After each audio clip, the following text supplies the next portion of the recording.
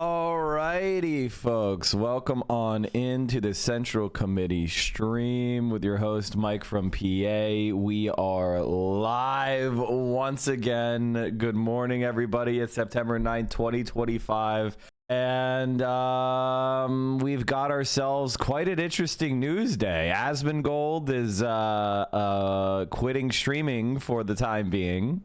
Hectode is quitting streaming for the time being. We are going to have Alyssa Mercante on to talk about that and other issues. Asmongold on his way out did one more harassment campaign against a bunch of very small developers.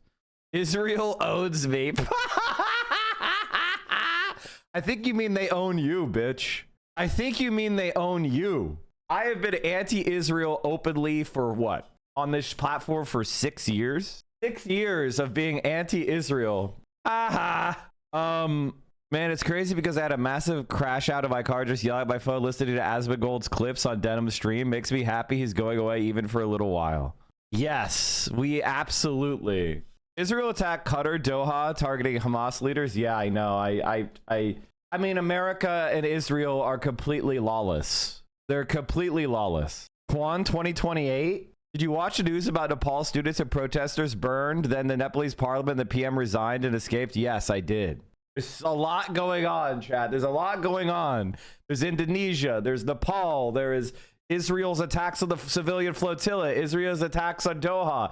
Asmongold quitting. SCOTUS declaring racial profiling legal. By the way, chat, I was the first person to report it. I was the first person to report on that. Yesterday, we got the Supreme Court's stay decision. We read it and we interpreted it live on stream before any news sites were available. I read and interpreted it that way, and now people are starting to catch up.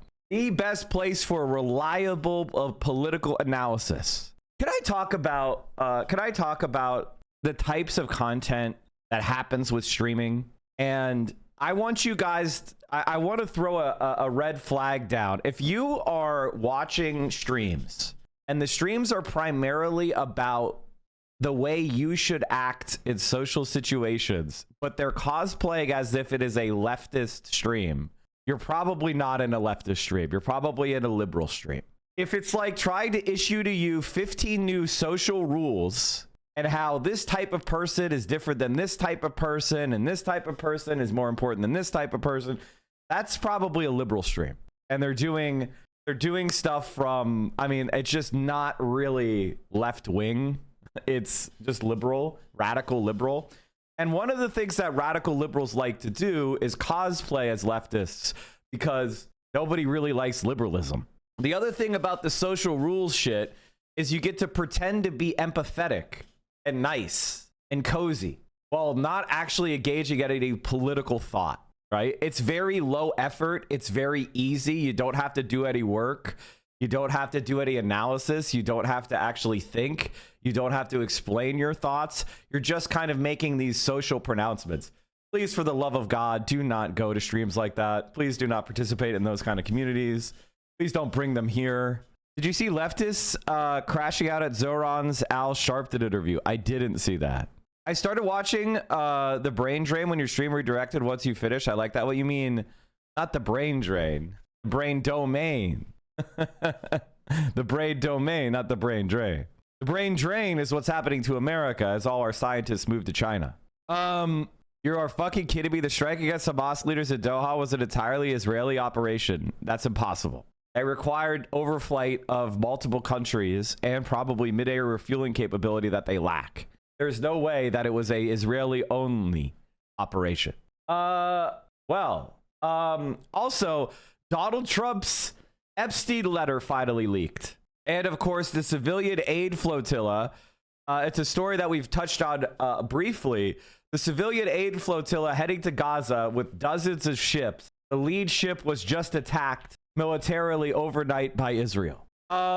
Did you hear ICE is starting ops at Chicago as yes. Oh God, I didn't even mention that. Operations at Chicago as well. ICE morale is in the shitter. Good.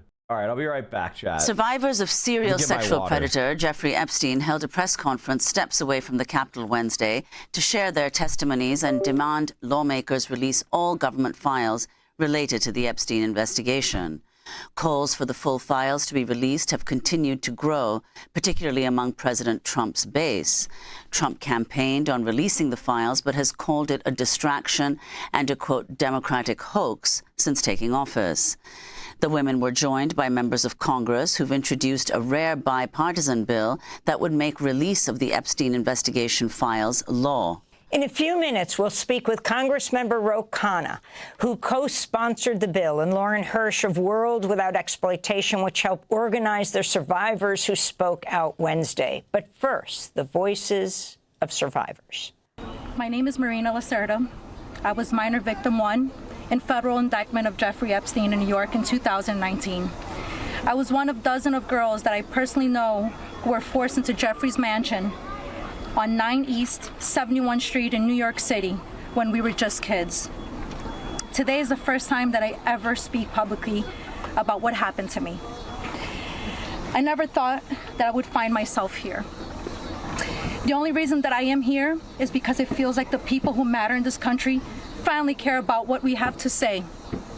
As an immigrant from Brazil, I feel empowered knowing that the little girl struggling to get by at 14 and 15 years old finally has a voice.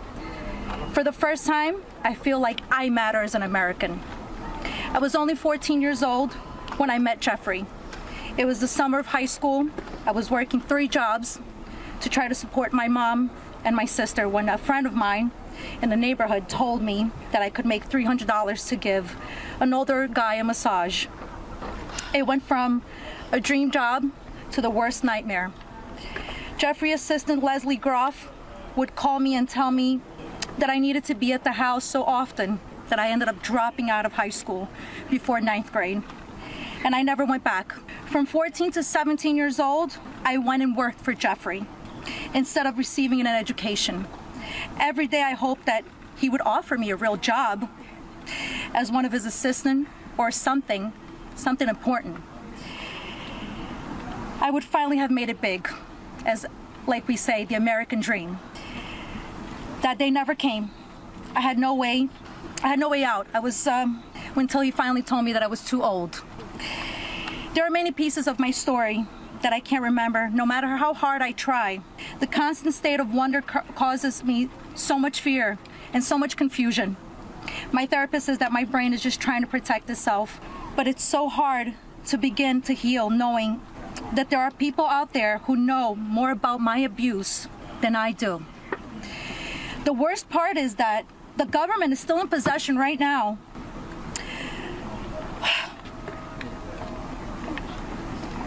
of the documents and information about that could help me remember and get over all of this maybe and help me heal. They have documents with my name on them that were confiscated from Jeffrey Epstein's house and could help me put the pieces of my own life back together. My name is Haley Robson. I was a 16-year-old high school student athlete who made good grades and had high aspirations for college when I was recruited and asked by a classmate of mine alongside with a 20-year-old male if I wanted to give an old rich guy a massage. But what high school girl would not want to do that? That day changed my life forever. And when I got into the massage room, Jeffrey Epstein undressed and asked me to do things to him. My eyes welled up with tears, and I have never been more scared in my life. When it was over, he paid me $200 and requested in exchange that I bring a girl each time to make another $200. I told him I did not want to do that, and then he gave me an ultimatum. Either you come here and massage me when I call you, or you bring me friends of yours to massage, and I will give you $200 per girl for each time she comes. I felt and hoped to never hear from him again, but he called me every day. He was so wealthy and powerful, and he would not let me go. I felt I had no choice. If I disobeyed him, I knew something bad would happen. So knowing I did not want to be sexually abused, I started to bring him other girls from my high school, and he paid me $200 for bringing them. I just hoped each time it would be the last time. One day, the stepmom of one of the girls brought him and called the police on Jeffrey Epstein. The police then called me in for questioning. I had told them the truth despite the fact that I was a teenager and a minor, and I was able to tell the police the names of all the other victims. The police treated me like a criminal. I had, by this time, had turned 18. I had been with Jeffrey since I was 16 and for 2 years. So they had told me So they told me I was going to be arrested. My name was then distributed to the press as a co-conspirator of my abuser, who I detested. My entire world was crashing in around me, and I started being threatened and bullied, till this day still receiving death threats. My name is Shantae Davies, and I'm here before you today as a survivor of decades of pain, trauma, and betrayal at the hands of Ghislaine Maxwell and Jeffrey Epstein, and the people who enabled them, and a government that for far too long refused to help. I was just one of the many young women trapped in his orbit. I was even taken on a trip to Africa with former President Bill Clinton and other notable figures. In those moments, I realized how powerless I was. If I spoke out, who would believe me? Who would protect me? Epstein himself was the most powerful leader of our country. Epstein surrounded himself, with the most powerful leaders of our country and the world. He abused not only me, but countless others, and everyone seemed to look away. The truth is, Epstein had a free pass. He bragged about his powerful friends, including our current president, Donald Trump. It was his biggest brag, actually.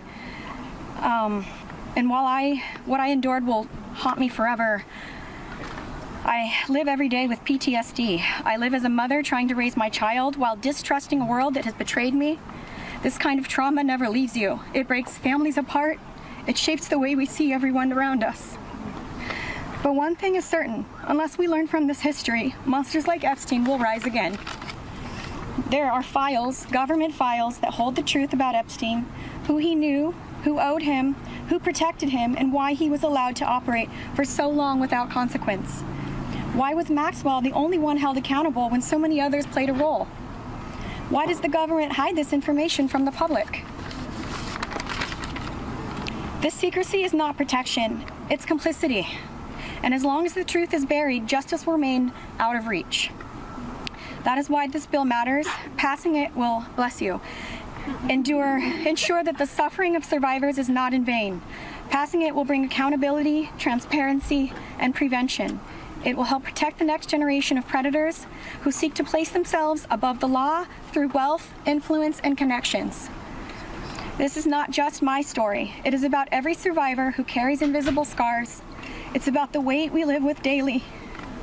It is about the families broken and the futures stolen.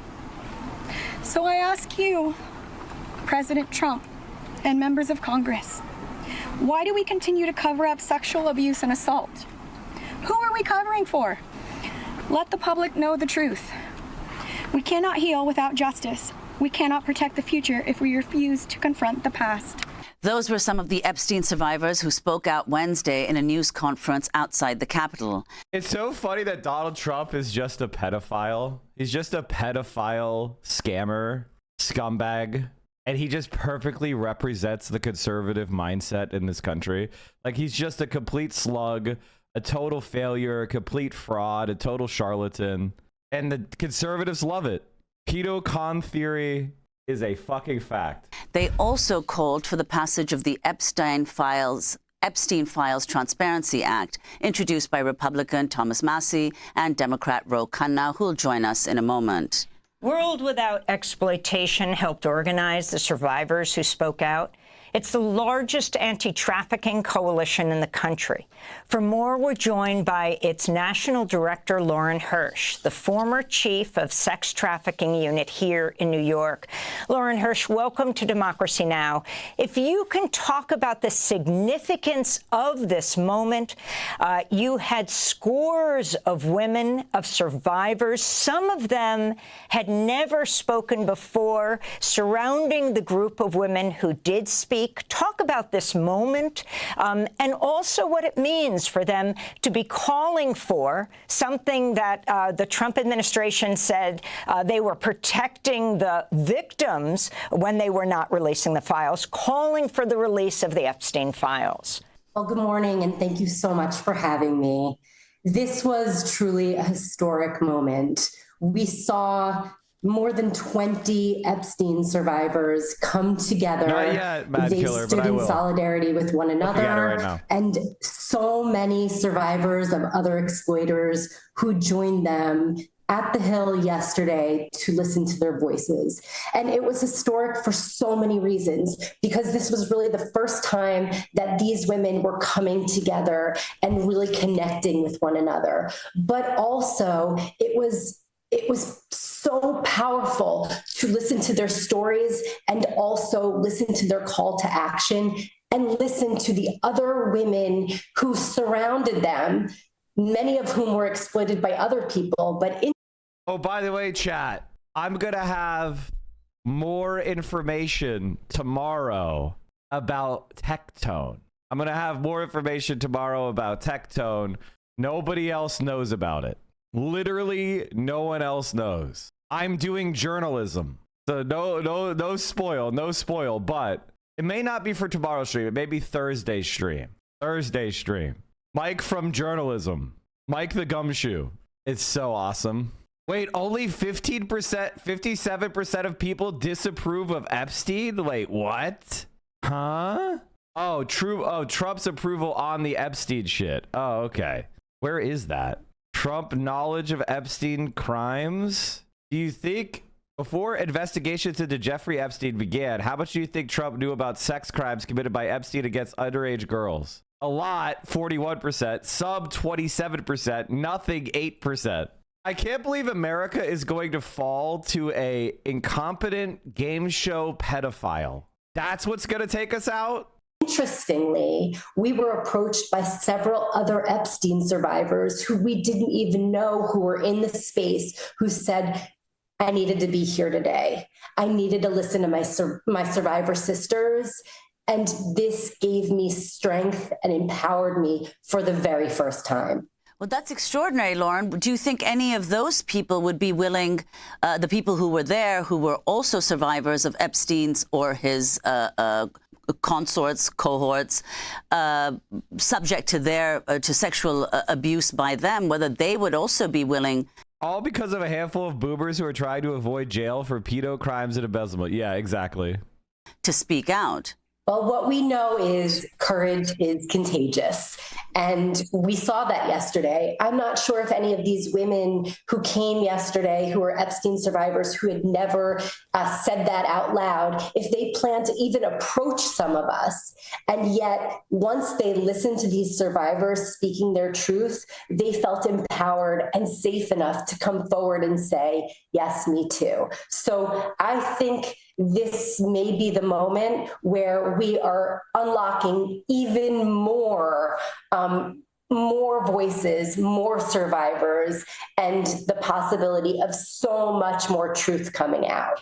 I wanted to turn to President Trump's response when asked about the Epstein survivors' testimony as he was sitting in the Oval Office.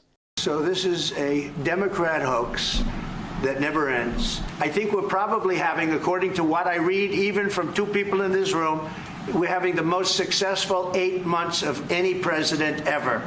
And that's what I want to talk about. That's what we should be talking about, not the Epstein hoax. So that was President Trump. Lauren Hirsch, a hoax. I keep thinking of one of the women saying, I'm a Republican. I voted for President Trump. This doesn't have to do with party politics. Your response, Lauren. I mean, what I want to talk about is listening to the voices of survivors, right? They said loud and clear, this is not a political issue. This is not a partisan issue. This is an issue about people. This is an issue about what these women collectively and individually have experienced over decades. There has been so much trauma. There has been so much terror. And they're finally... Well, he's a fucking pedophile himself. at the point where they're saying, no more, we are ready to speak our truth. And truthfully, this is not the first time that women have come forward. Many have come forward individually saying, we want these people to be held to account. But this is really the first time that they're collectively coming together. And so we want to make sure that we're centering those voices, we're listening to the voices who are saying very loud and clear, it's time to release all of the files. And Lauren, if you could comment on the significance of the survivors saying that they are in fact compiling a list of clients themselves. They didn't say necessarily that they would release that client list, but just the fact that they're compiling it. Your response to that? My response is there is such power in this incredible community. What you're hearing from them are decades of frustration. These are women who have been let down by system after system, and they're at the point where they're saying, Mike, protect us. He speaks for Black, brown, trans, and disabled people. Okay, dude. I think one of the things that you're very confused about is I would never say something like that. Are you okay? Are you having one? Are you okay? Are you okay?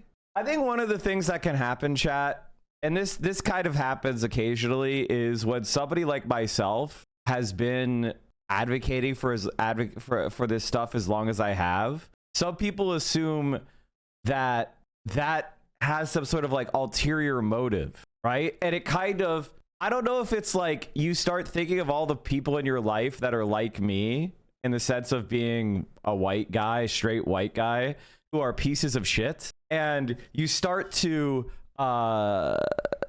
in a certain way, like the fact that I exist and I don't do the shit that the people that you love do, it causes you to, like, I don't know, displace your frustration with them not changing onto me, even though I've been advocating for this shit before you were even sentient. Like, that's the other thing. Like, guys, I'm on like year 12 of being a strong left-wing activist. What were you doing 12 years ago? And I just say that because it's like, calm down, I'm not going to change.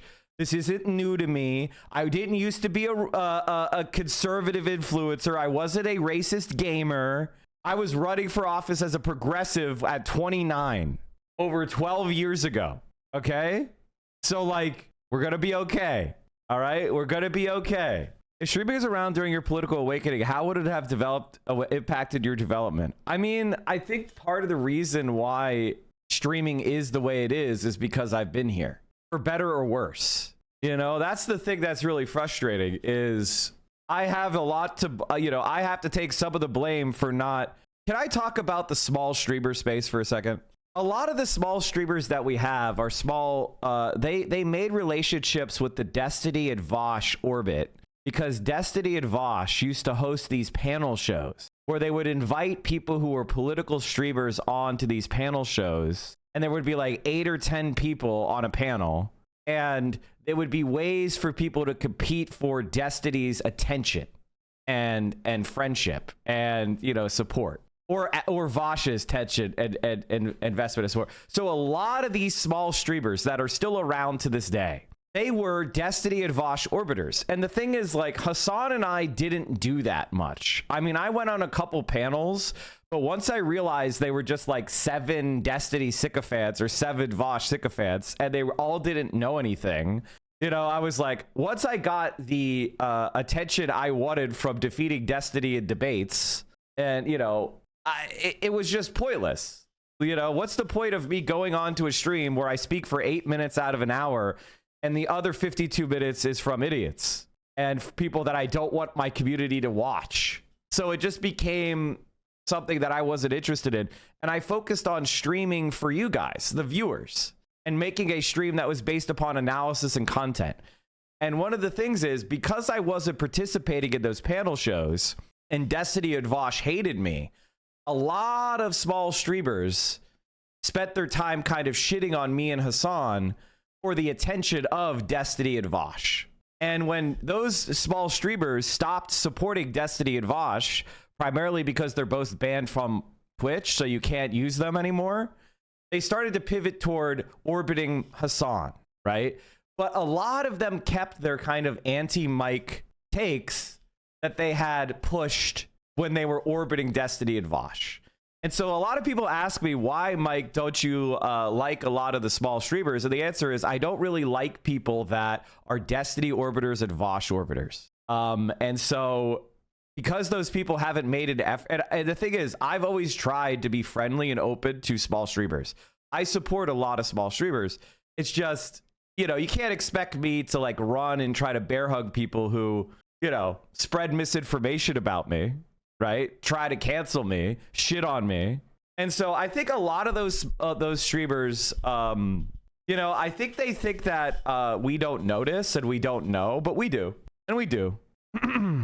So, you know, that's where this kind of like weird behavior comes from, where people kind of like accuse me of various things. Because a lot of times they're from communities that are really DGG communities that are now, you know, trying to reinvent themselves. And one of the best ways to reinvent yourself as a DGGer is to just keep attacking Mike the entire time, but wokely. We've got answers. We know the truth. And if we come Asmongold quit? Yes. Together, we can provide the truth. And so that is what they intend to do. It's very powerful. Thanks for watching Democracy. And if you're like, who? Well, who went buck wild attacking me during my ban? It's not hard to figure it out. It's not hard to figure out who the orbiters of those people are, you know? Is there money to make trashing you? Unfortunately, there's not. And what ends up happening, and this is something that I've tried to explain to people many, many, many times, if you attack me, your career will fail. And I don't mean that because I'm like some perfect, amazing guy. It's just my positions are, and my views are 100% based on leftist analysis and policy. So if you're attacking me, you're going to be attacking mainstream leftist policy. And eventually you're going to find yourself on the wrong side of issues. And everybody who cares about policy is not going to fuck with you. And it just so happens on Twitch, most of the really big streamers on the political space, they're policy people. Thank fucking God. So if you're like running around shitting on me, you're just kind of alienating yourself from the biggest streamers. And so your career will take a dump. And then what are you going to do? Like, you know, curry favor with Destiny again? It's not going to work. So that's why a lot of the attacks on me end up just becoming Mike's white, right? Like that's fundamentally, it starts to break down to just going Mike's white. And, you know, it's not very substantive in like anything I actually talk about or say. That's, you know, that's about it. So, and the thing is, the type of left wing that I want is going to encourage people to change their mind to become leftists, even if they're white. We're not going to be like, you're white, we don't want you here. That's political suicide in this country. And that is like, you know, kind of basic shit. What? You're white? I'm out. Well, I mean, you would think that's honestly the way it goes. Well, come on, Mike, tell the truth. He did quit. He's taking a break while his dad passes away. All right. We're gonna cover that. Let's cover it now. I guess quitting is too, it's you're right. It is kind of misinformation-y. Takes indefinite break from streaming. That's more accurate. That's more accurate. Same thing with Tectone. Tectone isn't quitting, chat. He's taking an indefinite break, which reminds me, chat, I'm doing journalism.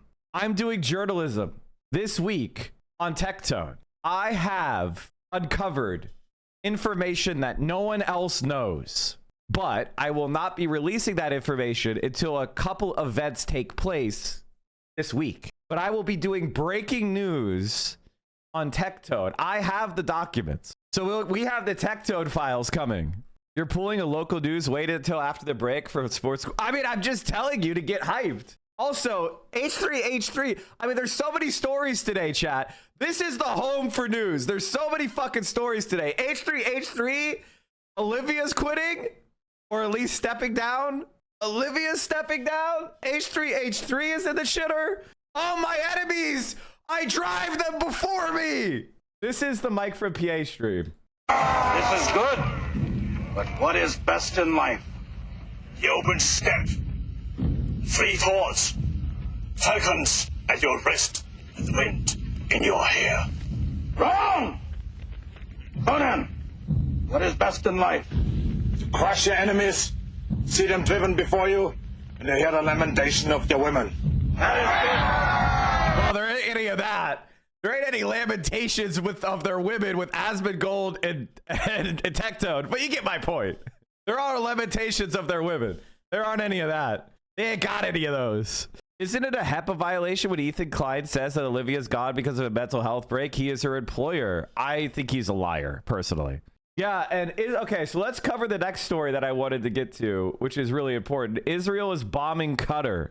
I just want to repeat that breaking news that we're just getting through from Doha. We just don't have many details. We have a couple. Mike, is this discovery significant new information? Significant new information.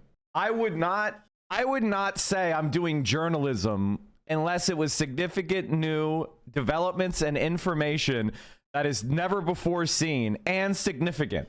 I have the inside scoop on Tectone, but I need for this is in preparation of future events. Okay, preparation of future events that I am aware of. More coming through. This is after blasts were heard in Doha, in the capital, of course, of Qatar. That's coming through from the Reuters news agency. Well, just another one from AFP, another short line saying this.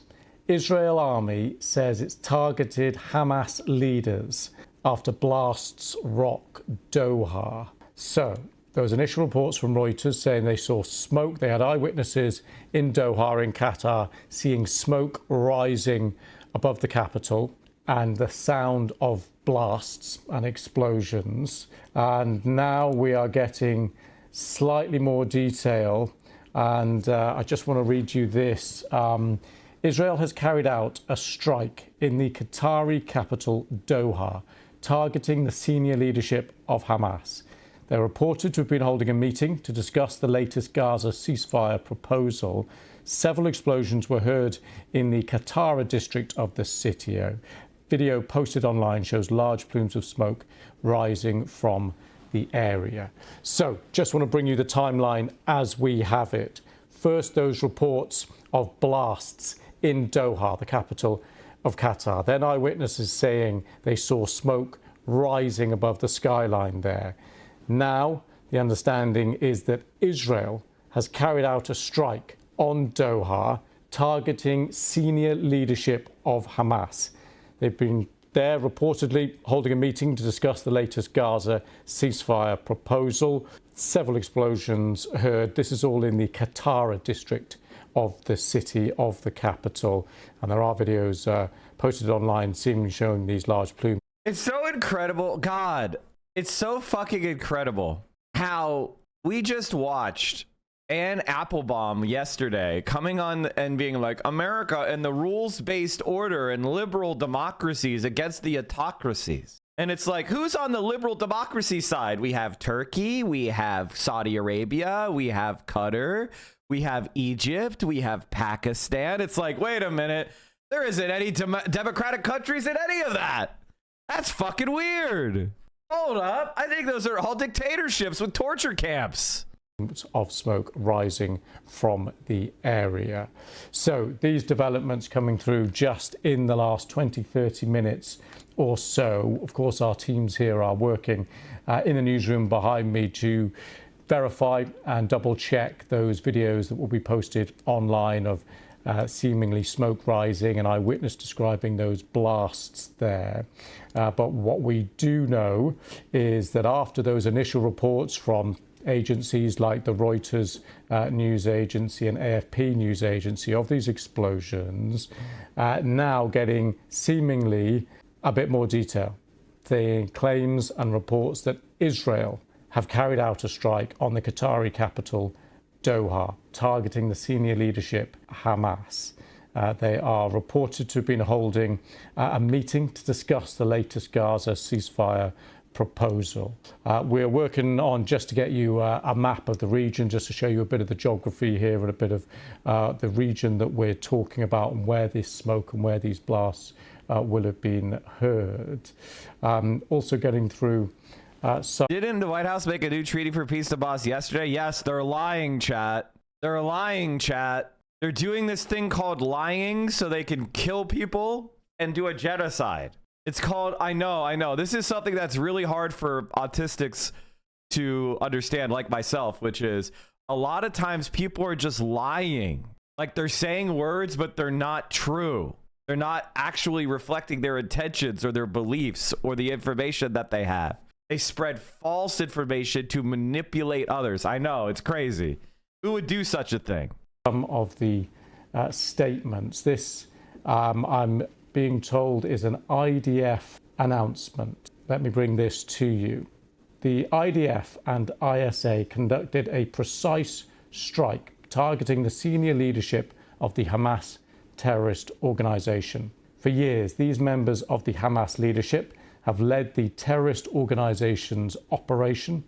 And by the way, I mean, it's incoherent. Like Israel and America and the UK's position on Hamas is incoherent. Are they the duly elected government of the Gaza Strip, therefore making them a sovereign governmental party and therefore not terrorist when they do attacks? I mean, you could say they're attacking, they're doing illegal war crimes, but they're not a terrorist group because a terrorist group is a non-governmental organization who does violence for political ends. It's not a government that does violence for political ends. You could say it's terroristic of a government to attack civilians, but it's technically not a terrorist group. So what is it? Because I thought the elections of Hamas justified the mass bombings of the Gaza Strip. So are they not a terrorist group and therefore a government?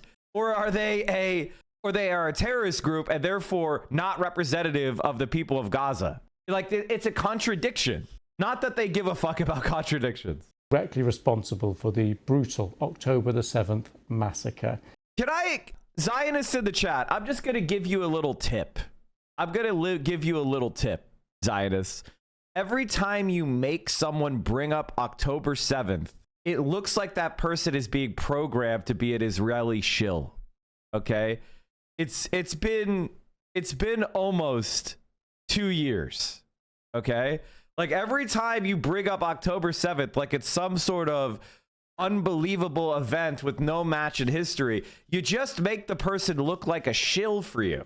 And they lose credibility in anybody who's got a fucking lick of sense. Shut the fuck up about October 7th. I mean, you've killed,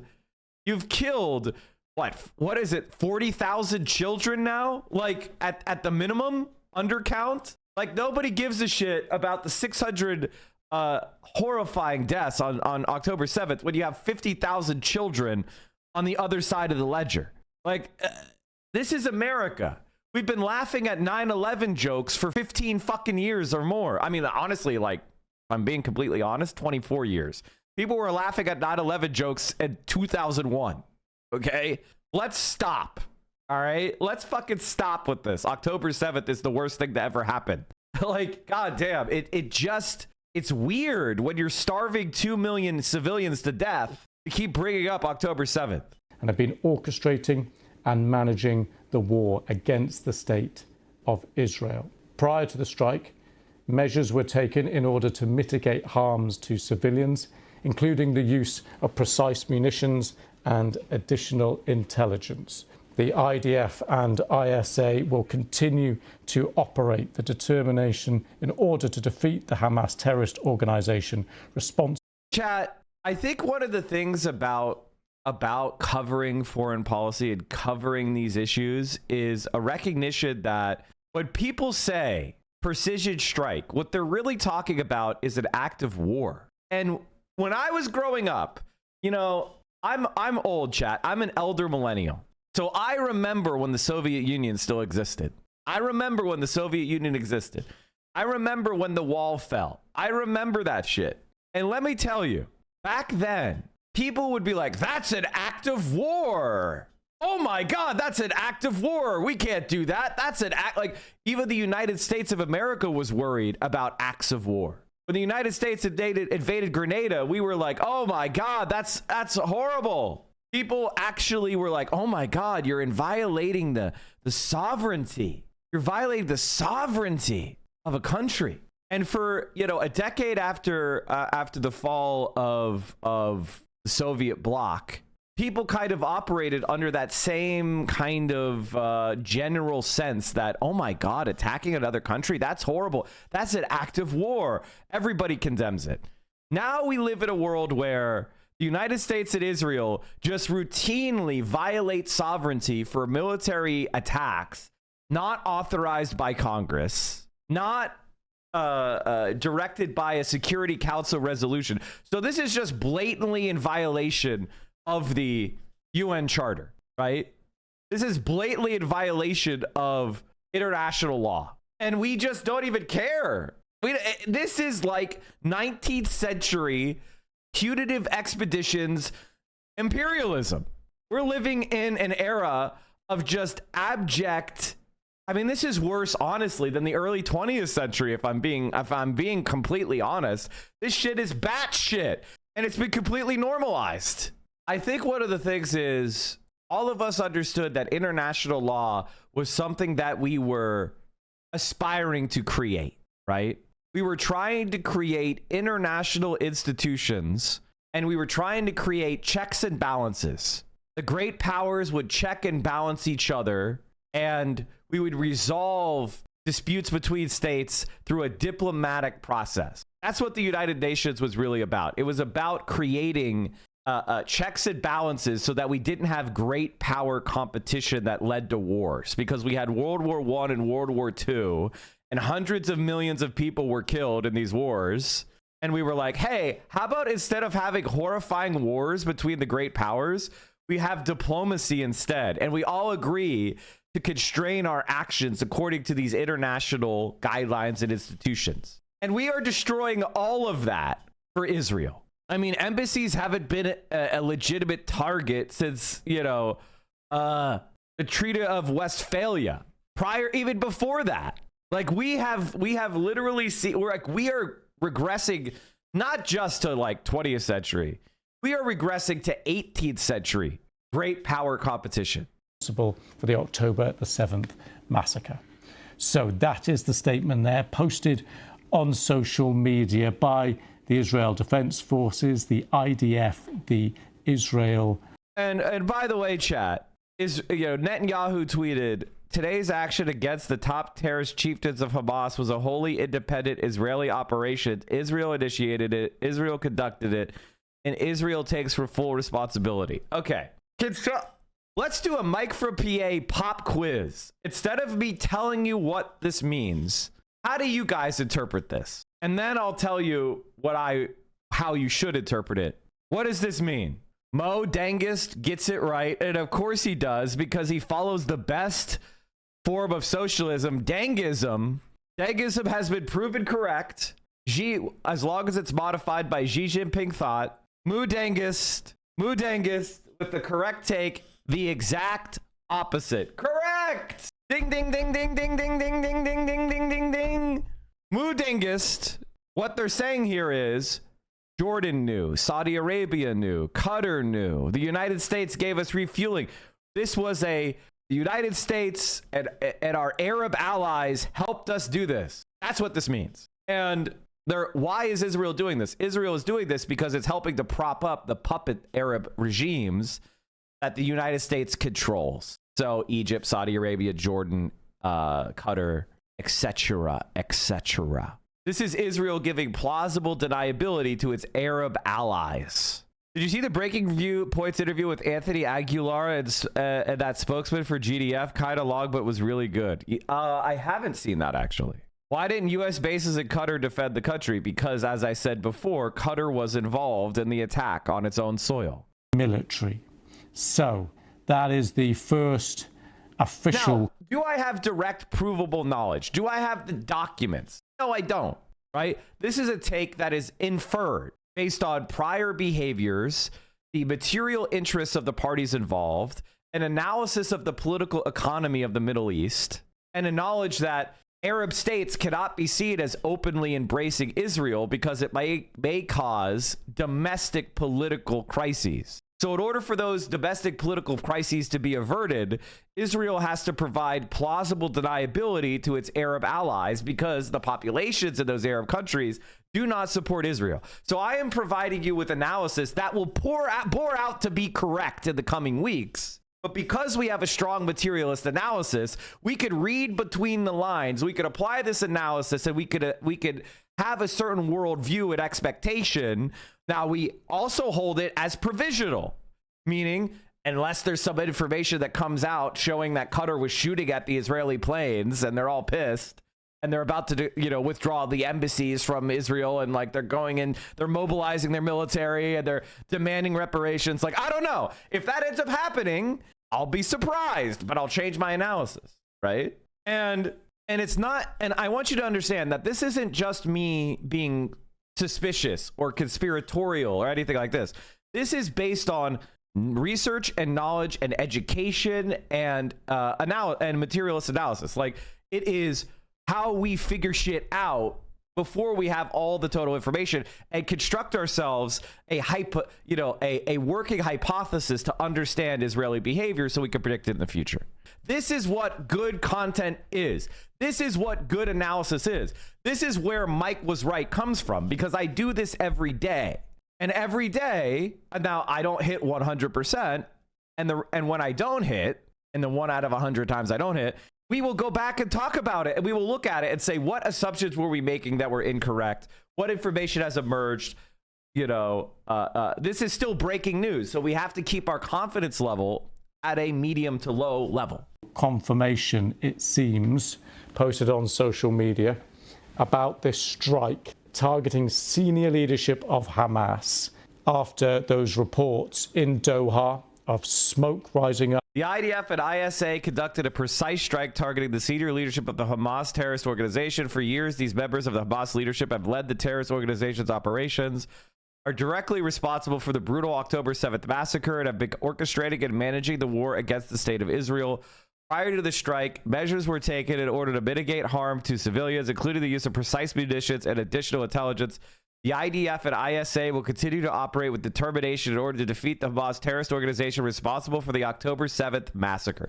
So here you go, Chad. This is what you need to understand. What you need to understand is that we are living in a post-international law world. We are living in a hellish, great power competition environment. And the reason why this is happening is because American relative power is declining. Because China is increasing in power. Because the United States' attempts to destabilize Russia have failed. Because the United States is being aggressive and attacking Brazil and India. High tariffs. They are forcing the creation of a counter-Western bloc. Now, there are big differences between Lula da Silva and Vladimir Putin. And there are big differences between Modi and Xi Jinping. And there are significant differences between Lula and Xi. But these powers are being forced together to create a counter-hegemonic bloc because the United States and its genocidal war criminal attack dog Israel are out of control and are demolishing all of the institutions of international dispute resolution and sovereignty and international law that had been the dominant way in which states interacted with each other in the post-World War II era. The United States is destroying its own institutions. The United Nations is basically a UN puppet at this point. And yet it's not sycophantic enough to American and Israeli crimes. And so it has to be destroyed. Onto the skyline of eyewitnesses hearing blasts in Doha, and then from the IDF, the Israeli military, saying the IDF and the ISA have conducted a precise strike targeting the senior leadership of the Hamas terrorist organization. Well, that senior leadership apparently reportedly there to be discussing potential ceasefire with Israel. But the IDF and the ISA conducted that, in their words, a precise strike targeting the senior leadership of the Hamas terrorist organization. Goes on to say this: for years, These members of the Hamas leadership have led the terrorist organization's operations, are directly responsible for the brutal October the 7th massacre, and have been orchestrating and managing the war against the state of Israel. Prior to the strike, measures were taken in order to mitigate harm to civilians, including the use of precise munitions and additional intelligence. The IDF and ISA will continue to operate with determination in order to defeat the Hamas terrorist organization responsible for the October the 7th massacre. So, if you are just joining us here, that news just in the last few minutes that we saw, first of all, those reports of smoke rising above the skyline in Doha, and now from the IDF, that apparent confirmation of a precise strike targeting the senior leadership of the Hamas terrorist organization.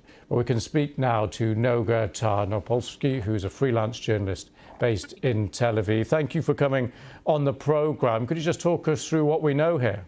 Well, this is huge news. This is CNN breaking news. Okay, this is a All right, we do have older. breaking news. We are getting reports of explosions in Doha, the capital of Qatar, and beginning to see pictures coming back The from BBC that coverage is boring, Chad. capital I'm sorry. city. And we are getting word that this was part of a targeted Israeli I'm also seeing reports of attacks on Syria as well. attack. Let's get right to CNN's Jeremy Diamond in Jerusalem with the very latest. Jeremy, what have you learned? John, this is an absolutely extraordinary moment that we are witnessing right now. A very large plume of smoke above the Qatari capital of Doha, and paired with that, an Israeli military statement saying that they have, quote, conducted a precise strike targeting the senior leadership of the Hamas terrorist organization, end quote. I have just gotten off the phone with an Israeli official who confirmed to me that that statement is indeed about that very same blast in Doha, meaning that the Israeli military, not even Israel's intelligence service, but its military, actually conducted a strike in Qatar targeting Hamas's leadership. And of course, the moment in time at which this is happening, amid this renewed push to negotiate a ceasefire and hostage release deal by the United States, President Trump putting a lot of political capital behind that. And now Israel seems to have targeted the very Hamas leadership that is in the midst of those negotiations. Doha, the Qatari capital, is where several senior Hamas leaders are currently based and have been based throughout much of this war in Gaza, namely Hamas's leader, Khalil al-Hayya. Khalil al-Hayya has been not only Hamas's leader in the wake of the killing of Yahya Sinwar, but he has also been the chief negotiator, engaged not only through the mediators, but also at times with U.S. officials in negotiations over the future of the war in Gaza, the future of the fate of the hostages being held inside the Gaza Strip throughout these nearly 2 years of war. We are also learning via Tal Shalev that the targets do indeed include Khalil al-Hayya, who I was just talking about, and another official by the name of Jabarin. It's unclear as of now what the results of this strike were, whether or not Hamas's leadership in Doha has been killed, who has been killed, whether any of them are injured. We simply do not know at this stage. But the reporting this hour, John, is sure to be an earthquake in this region, not only for the prospects of negotiating a ceasefire agreement to end the war in Gaza. Israel is a completely rogue nation, off the deep end. Excuse me, off the deep end and expanding violence, and it needs to be forcibly stopped. I mean, I agree. I completely agree. If we were going by what international law says, there should be a military intervention against Israel. We should pass a Security Council resolution, and they should form an international peacekeeping force to humanitarianly intervene against Israel. And the entire government and leadership of Israel should be deposed, and the people of Israel put under humanitarian occupation until they can be demilitarized and disarmed. And that is not an extreme position. That is actually a moderate position. It's a moderate position because Israel is carrying out a genocide. And when Germany carried out a genocide, nobody, objected to the idea, the same thing happening to Germany. In fact, Germany was partitioned. Territory was removed from Germany. Germany was partitioned into 2 states because when you commit wars of aggression and genocide, a state loses its right to govern itself until its ability to violate the rights of others is ended. That is the basis of international law. And so Israel should be intervened against. Now, the reality is Israel, that wouldn't come to that because Israel is a colony and Israel depends upon the metropole. Israel depends upon the Europeans and the Americans in order to do its crimes. Without the Europeans and without the Americans giving them the arms, the personnel, the immigrants, the weapons, the money, the intelligence, the tactics, the training, the surveillance, the diplomatic help, Israel could not carry out this war, and it certainly couldn't win it. All we need is to withdraw American support from this genocidal state. A British refueling plane was circling around Qatar when the attack happened. I believe you. Secure the release of the hostages, but also as it relates to Israel's relation. This has been your position for a long time. We should do, as America, is we should go to the Security Council. We should get a humanitarian intervention to stop genocide resolution. UN resolutions relevant to genocide prevention. Responsibility to protect is an international norm that seeks to ensure that the international community never again fails to halt the mass atrocity crimes of genocide, war crimes, ethnic cleansing, and crimes against humanity. The concept emerged in response to the failure of the international community to adequately respond to mass atrocities committed in Rwanda and the former Yugoslavia during the 90s. The International Committee on Intervention and State Sovereignty developed the concept of responsibility to protect during 2001. So, like, this is not me just saying shit. This is me explaining to you the current state of international law. And this is why, again, I think one of the things about streaming that I find really, it's a double-edged sword, right? Like people like myself, people like Hassan, who represent a real leftist ideology that exists in many countries around the world, including developed countries. Like all my views that I currently project on stream are completely compatible with a reasonable Overton window, right?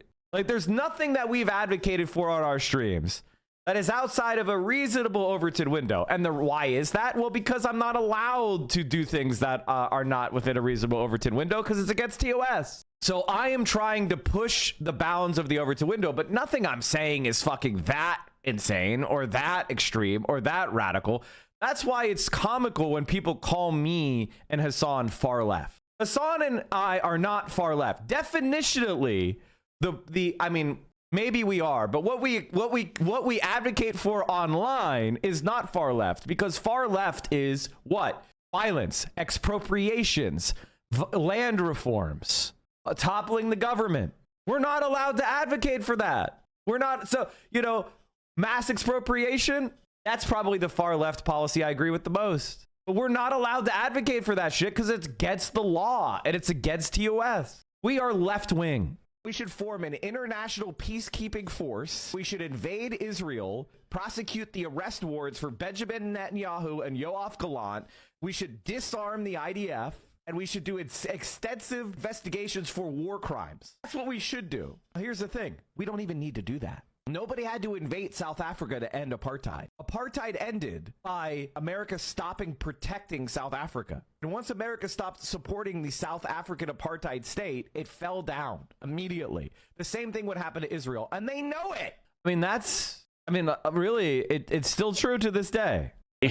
With these Gulf countries, although Israel does not have official formal diplomatic ties with Qatar, Qatar has been the key mediator in these ceasefire negotiations throughout the war. It has been a key partner in trying to reach some kind of an agreement here, and this will certainly damage those relations as well going forward. I want to put a little more context around this, Jeremy, because this is an extraordinary event, and I mean that quite literally. I don't believe there is any precedent for an Israeli military attack on Qatar, at least not that I can remember, and I think the Israelis will say it's not on Qatar, but it certainly is in Qatar. It was an air attack which had targets inside the capital city. So that in and of itself, as you say, is something we just haven't seen.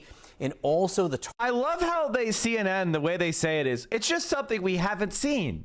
Can you imagine for a second, Xi Jinping flies stealth bombers to the United States Capitol and drops bombs on the White House, trying to assassinate Trump and Pence. I want you to imagine this.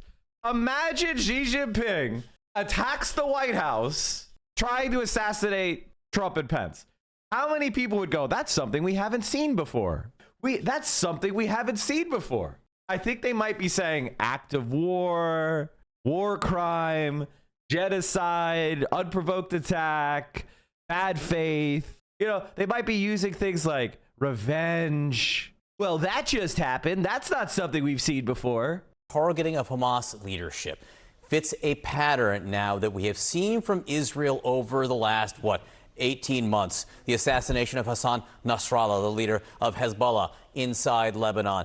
Yawash Sinwar, the operational leader of Hamas. When I was growing up, chat, we used to have these long debates about whether assassination should be legalized. Like the United States used to have a ban on assassinations, legal ban on all assassinations. Called Executive Order 11905. Executive Order 11905 is a United States presidential executive order signed by Gerald R. Ford for improved oversight on the foreign intelligence activities and banned political assassination. Much of this executive order would be changed or strengthened by Jimmy Carter's Executive Order 12036 in 1978. So then Executive Order 12036 under Jimmy Carter. So it used to be illegal for people to do political assassinations. And then we have 12333. I think 12333 says was when the conservatives started to peel it back. No person employed by or acting on behalf of the United States and government shall engage in or conspire to engage in assassination. This is Ronald fucking Reagan. This is how far right we've gone. Where, sure, the United States still did assassinations, but at least it had to be a black mission. It had to be something that was done that everybody knew if you got caught, it was illegal. Now we're doing it on fucking the news. We're just bombing people openly. And here's the thing that's funny. This executive order, as far as I know, is still in effect. It's still in effect. And yet it's happening every day and nobody even brings it up. It's not even a story. We do so many assassinations, nobody even thinks. The ban arose in the context of the Church Committee investigation of intelligence activities, which identified U.S. assassination plots against government figures in Cuba, South Vietnam, the Dominican Republic, and the Democratic Republic of Congo, merely to have people more favorable to U.S. interests replace them. A 1989 memorandum interprets the ban as the assertion of those bans already existing in international law, namely the United Nations Charter's Principles of State Territorial Integrity and Political Independence, and the 1907 Hague Convention on the Laws of War. The convention prohibits poisoning, treacherous killing, no quarter, and killing surrendered or disabled combatants in wartime. The memorandum determined that the order does not preclude the president from ordering military forces against combatant forces that pose a direct threat to the security of the United States or its citizens. I guess bombing diplomats in Doha is not they're just violating the law openly. Again, nobody gives a shit, right? The mainstream news is this is something we haven't seen before. Inside Gaza itself, but now to go after the Hamas officials who openly operate inside Qatar. A very significant development. What might that mean for negotiations? Listen, it was in the first days of the war that Israel's security establishment and its political leadership made very clear that at the end of the day, whether it would take months, whether it would take years, they would go after every single member of Hamas whom they ultimately deemed responsible for the horrific attack on Israel on October 7th, 2023. And we have watched them tick down that list over the course of nearly 2 years of war, both inside the Gaza Strip, where they killed Yahya Sinwar, who was Hamas's the primary architect of that October 7th massacre, ultimately rose to become Hamas's overall leader, both inside and outside of the Gaza Strip, whether it was Ismail Haniyeh, whom the Israeli Mossad killed in a special operation inside inside the Iranian capital of Tehran, or when you were talking about Iranian proxies outside of Israel, like, as you said, the leader of Hezbollah, Hassan Nasrallah. I mean, Israel has been going down its enemies list over the course of the last 2 years, and this certainly appears to be a continuation of... I mean, and the main reason why I oppose this kind of behavior is because it's going to lead to a retaliation. If an American official, or hell, even a group of Americans gets killed in retaliation, how could we possibly complain? And what will happen is it'll escalate, and then we need to get revenge. And then they'll get revenge for their revenge. This is how blood feuds start. This is how cycles of violence escalate. And then suddenly we're fighting wars in the Middle East because we are sticking our nose in. We're not better than these people. We're not a different species than these people. We need to treat them the way we want to be treated. This is basic, ancient morality. This is not something complicated. This is something that we learned before being apes. Apes, great apes, inside of their moral codes, have reciprocal morality. I pick the lice out of your back. You pick the lice out of my back. Asmongold, take notes. You fail in that. That's why nobody's picking your lice out of your back. Because you fail reciprocal morality, and so you've been exiled from the troop, and you literally need someone to pick the lice out of your hair. It is the fantasy of supremacy that leads to devastating war. Those efforts, and also making clear from the Israeli side that they do not see a distinction between the political leaders of Hamas, the leaders of Hamas's political wing, and the leaders of Hamas's military wing. And this is yet another example of that, in a way that the Israelis are demonstrating that not only is no one outside of their reach, but that they will, go to any lengths, including striking inside of a country like Qatar, which has been a reliable mediator between the Israeli and the Palestinian side. That they will go and conduct these strikes. And again, just to focus on the timing of this, John, it is not the first. Yes. Yeah, here. Oh, yeah. Chat, it's Trump's 9/11 just dropped. Trump's 9/11 just dropped. Bureau and Labor Statistics marks down a record 911,000 jobs in preliminary estimate. Negative 1 million jobs revision. The largest in history. This just in, the U.S. labor market created far fewer jobs than previously thought, adding to concerns about the health of the economy. Annual revisions to non-farm payrolls data for the year prior to March 2025 showed a drop of 911,000 from initial estimates. So they do massive tax cuts on the rich, and what was the result? 1 million jobs gone. Same, lost my job last week. Sorry, man. Sorry to hear that. You do massive tax cuts on the rich. You cut Medicaid, you cut food stamps, you cut programs to help the poor, to help the middle class get ahead. And the result is 1 million jobs lost. And guess what, chat? How's the stock markets doing? The stock market doesn't give a shit. It's up. I mean, this is just that shit. The economy. Oh my God, United Healthcare is up 6%.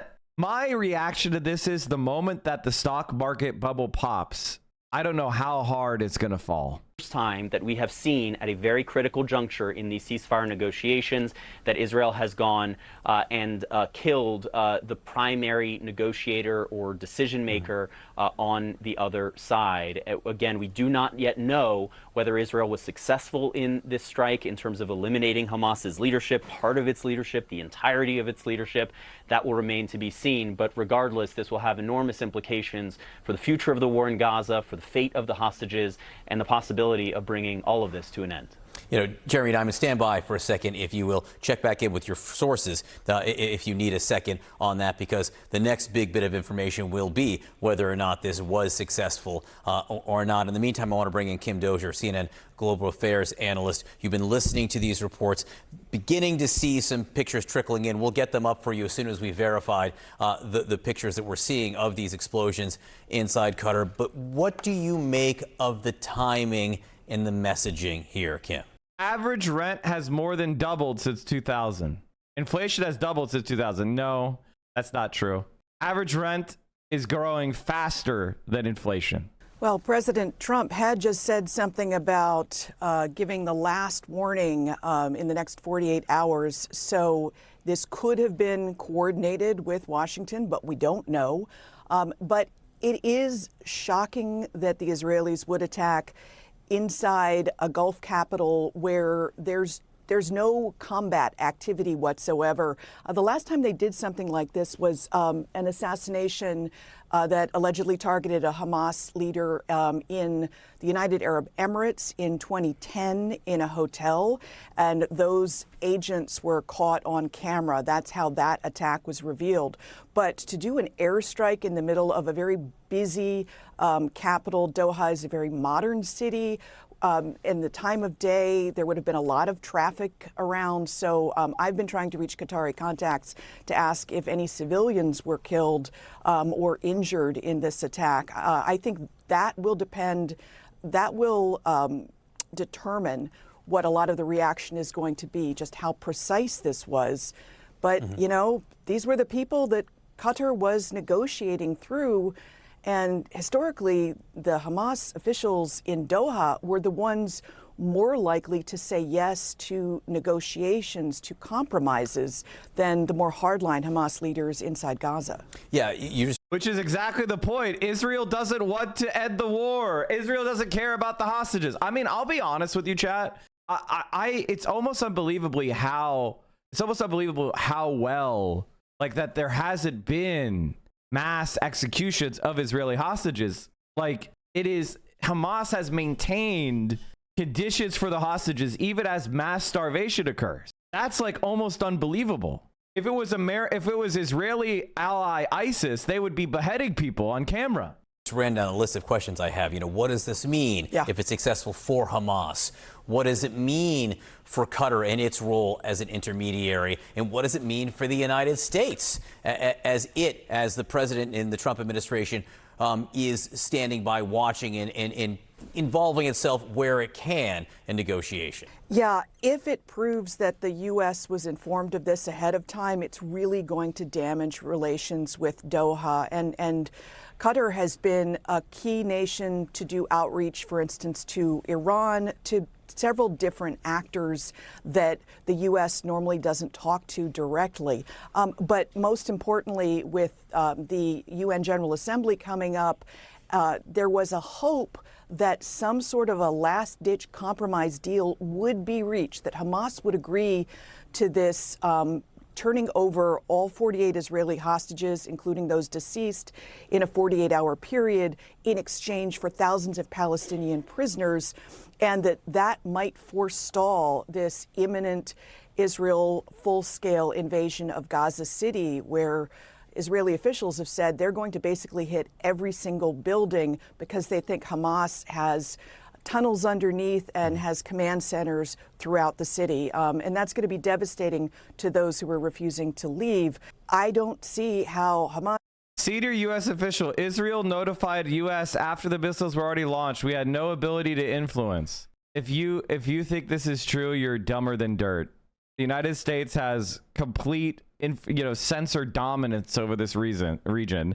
They have radars, they have satellite surveillance, they have ships they have AWACS aircraft. It's a complete fucking joke. There are U.S. bases at Doha. They're just lying. Says yes to that after this strike.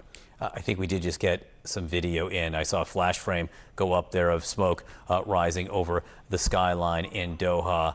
You can see right there a pan. Not sure I see anything in this shot, but there are others that we have in right now. Maybe smoke over that archway right there.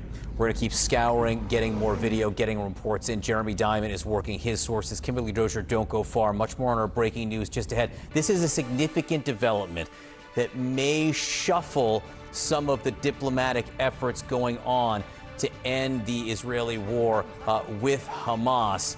An extraordinary, unprecedented moment with Israel trying to target Hamas officials inside the Gulf nation of Qatar. Stay with us. A minor bright spot in the news, chat. Before we do a spiral of negativity, let's have a minor bright spot out of Norway. On Monday, Norway held its 2025 election, which polling experts had described beforehand as perhaps the most exciting parliamentary election since 1945. In the end, the incumbent centre-left Labour Party finished in first place, winning 28% of the vote and securing a second four-year term. It was an extremely close race between Norway's left-wing and right-wing political blocs overall, though, with Norway's left-wing political bloc, dominated by Labour, achieving 87 out of 169 seats, just 2 above the 85 needed for a parliamentary majority. Meanwhile, the right-wing bloc, comprising the populist right-wing Progress Party and the Conservatives, achieved 82 seats, with the Progress Party more than doubling its result from 2021. So, in this video, we'll explain Norway's 2025 election results, the recent political background, and what challenges the country's next government might face.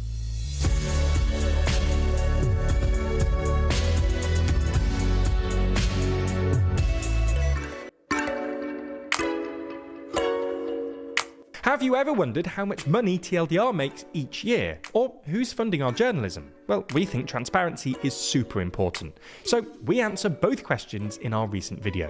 It's linked in the description. Let's start by recapping the political background. At the previous 2021 election, the centre-left Labour Party finished first with a 26.3% vote share, followed by the centre-right Conservative Party with 20.5%.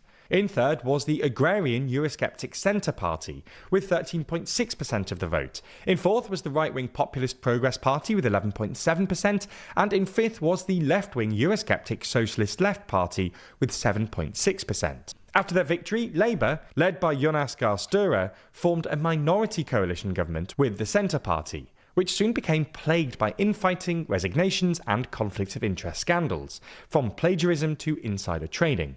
This contributed to a drop in Labour's poll rating, from 27% at the 2021 election to around 16% in January 2024, when the right-wing populist Progress Party really began to surge. Further cracks appeared in the Labour Centre coalition in late 2024, over the issue of energy. For context, Norway is one of the world's largest exporters of crude oil and natural gas, and is also a big producer of hydropower.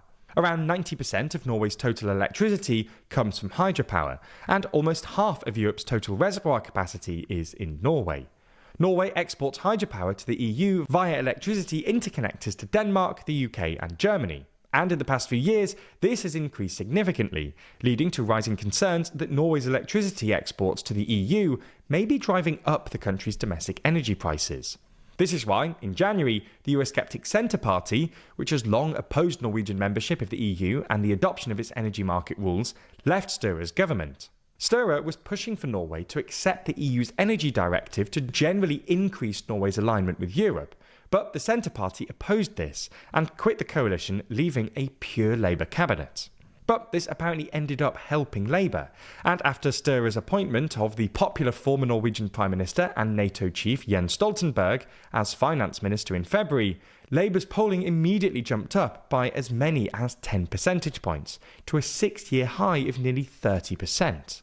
Meanwhile, the right-wing populist Progress Party was holding steady at around 20%, having overtaken the Conservatives at the end of 2024. The dark blue line are the fascists. The party appeared to be benefiting from growing fatigue with both of Norway's mainstream parties, Labour and the Conservatives, also from Norway's increased oil and gas revenues since Norway overtook Russia as Europe's biggest supplier of natural gas in 2022. This seemed to work in the Progress Party's favour, as the party has long championed oil and gas exploration. Simultaneously, though, it caused problems for the left-leaning parties, which disagree over what to do with Norway's immense oil and gas reserves. This dilemma isn't going away anytime soon either. Norwegian exports of natural gas remain near record highs, and are forecast to stay at similar levels until 2027. Anyway, that brings us to the 2025 election results. I mean, Europe is heavily dependent on Norway. So if Norway tried to withdraw their fossil fuel exports, it would cause an energy crisis in the rest of Europe. Labour came first with 53 seats, closely followed by the Progress Party on 48 seats. In third were the Conservatives with 24 seats, a notable drop from 2021. Next, the Centre Party, Socialist Left Party and the Reds each won 9, while the Greens and Christian Democratic Party each won 7 and the Liberals won 3. There was also a clear urban-rural divide. But by the way, notice in Norway that liberals are on the right wing. This is what a real political fucking compass looks like. This is what an actual political compass looks like. You have the fascists on the far right, you have the conservatives, and then you have your social market liberal types, aka with the Democratic establishment. They're all right wing. And then you have Greens as center left or centrist. You have Labour Party as like center left. Then you have like socialist parties, and then you have a communist party. Like you have an actual political compass, and liberals are on the right. And the Liberals won 3.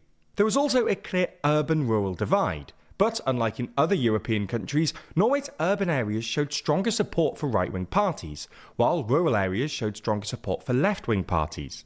We can map this fairly accurately onto median income, with wealthier urban areas voting more for the right and poorer rural areas voting more for the left. This reflects how big of an issue Norway's wealth tax was in this election.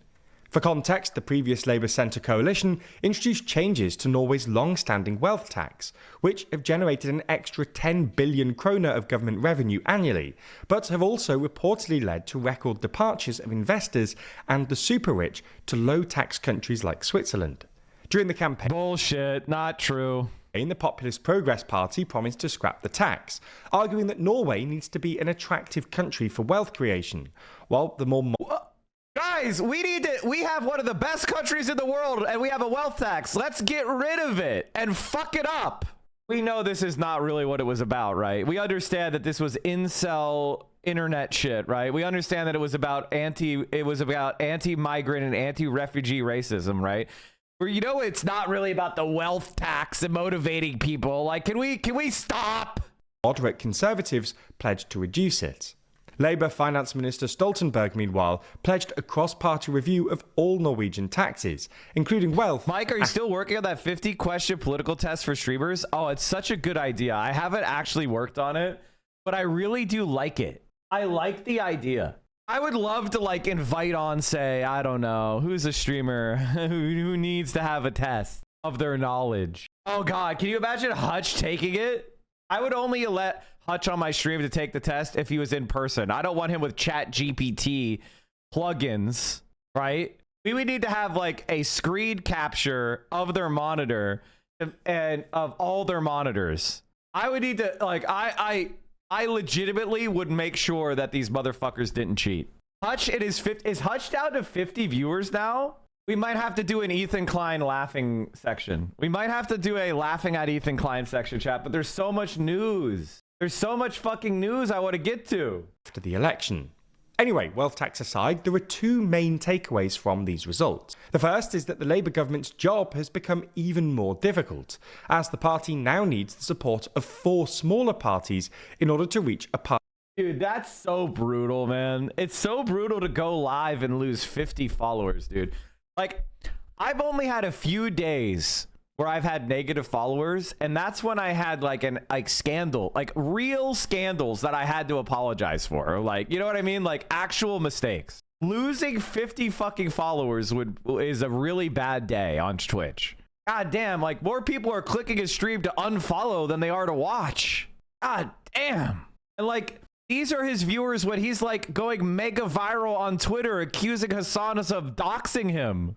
You know what I mean? He's going mega viral on Twitter doing cry bullying about being doxxed by Hassan. Totally made up.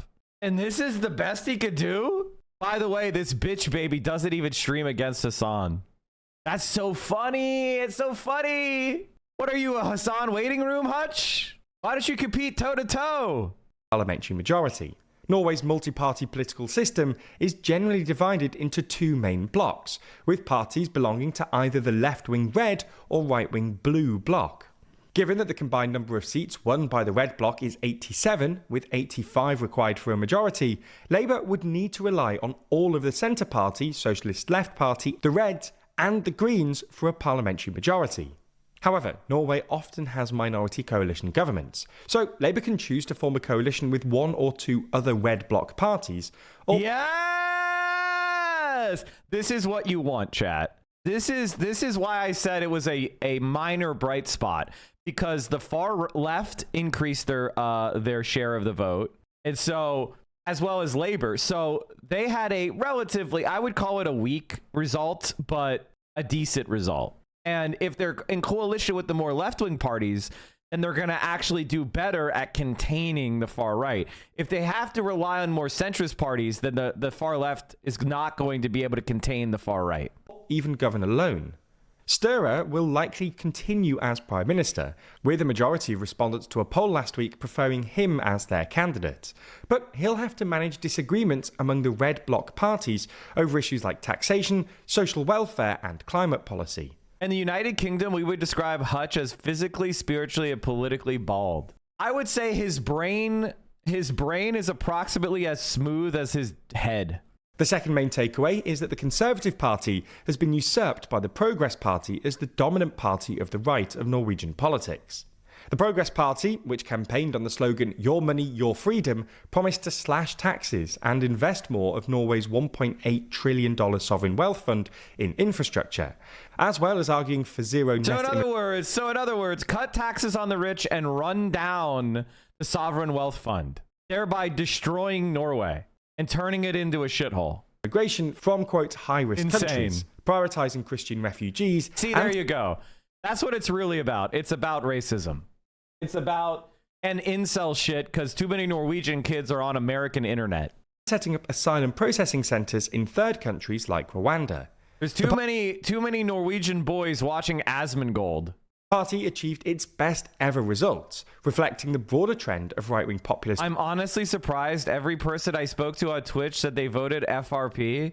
You are surrounded by the dumbest Nazi fucks on the planet. Parties doing well across Europe. Ultimately, Norway's new government will face several challenges, as the left bloc has a very narrow majority and faces a stronger, bolder opposition in the Progress Party.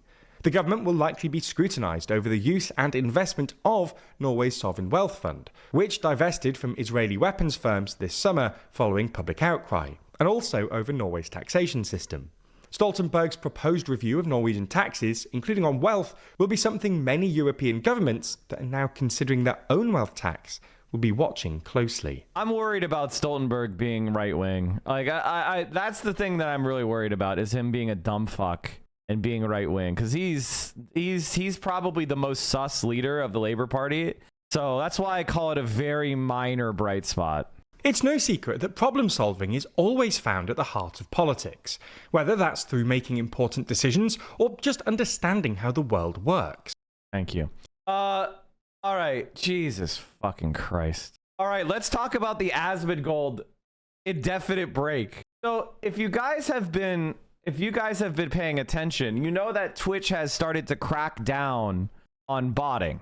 And here's the thing about Twitch. Twitch knows that these guys are botting.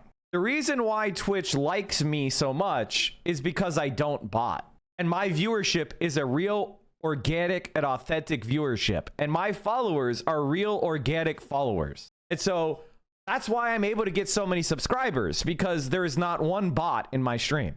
And when you see a lot of streamers that have similar viewership to me and they have 1/4 the subs, it's because they have 1/4 the actual viewers. Literally. There are very few people, and like, this is one of those things that Hassan and I don't talk about. In fact, we underestimate the number of people that actually watch us, especially Hassan, because it's hard to like prove exactly how many bots people are running.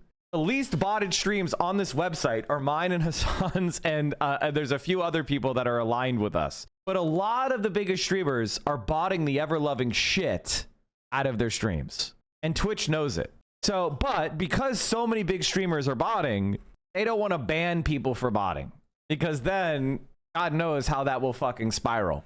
But what they are doing is they're cracking down on botting from their end, because they don't want people to get viewership and ad money off of fake accounts. All right. TLDR, my dad's health is really bad and I have to take time off to deal with it. As a lot of you guys know, My dad has been going through a lot of medical turmoil in the last few months. Originally, he went to the hospital for pneumonia, then upon leaving had a test that showed acute liver failure. It turned out to be pancreatic cancer. Not a good day.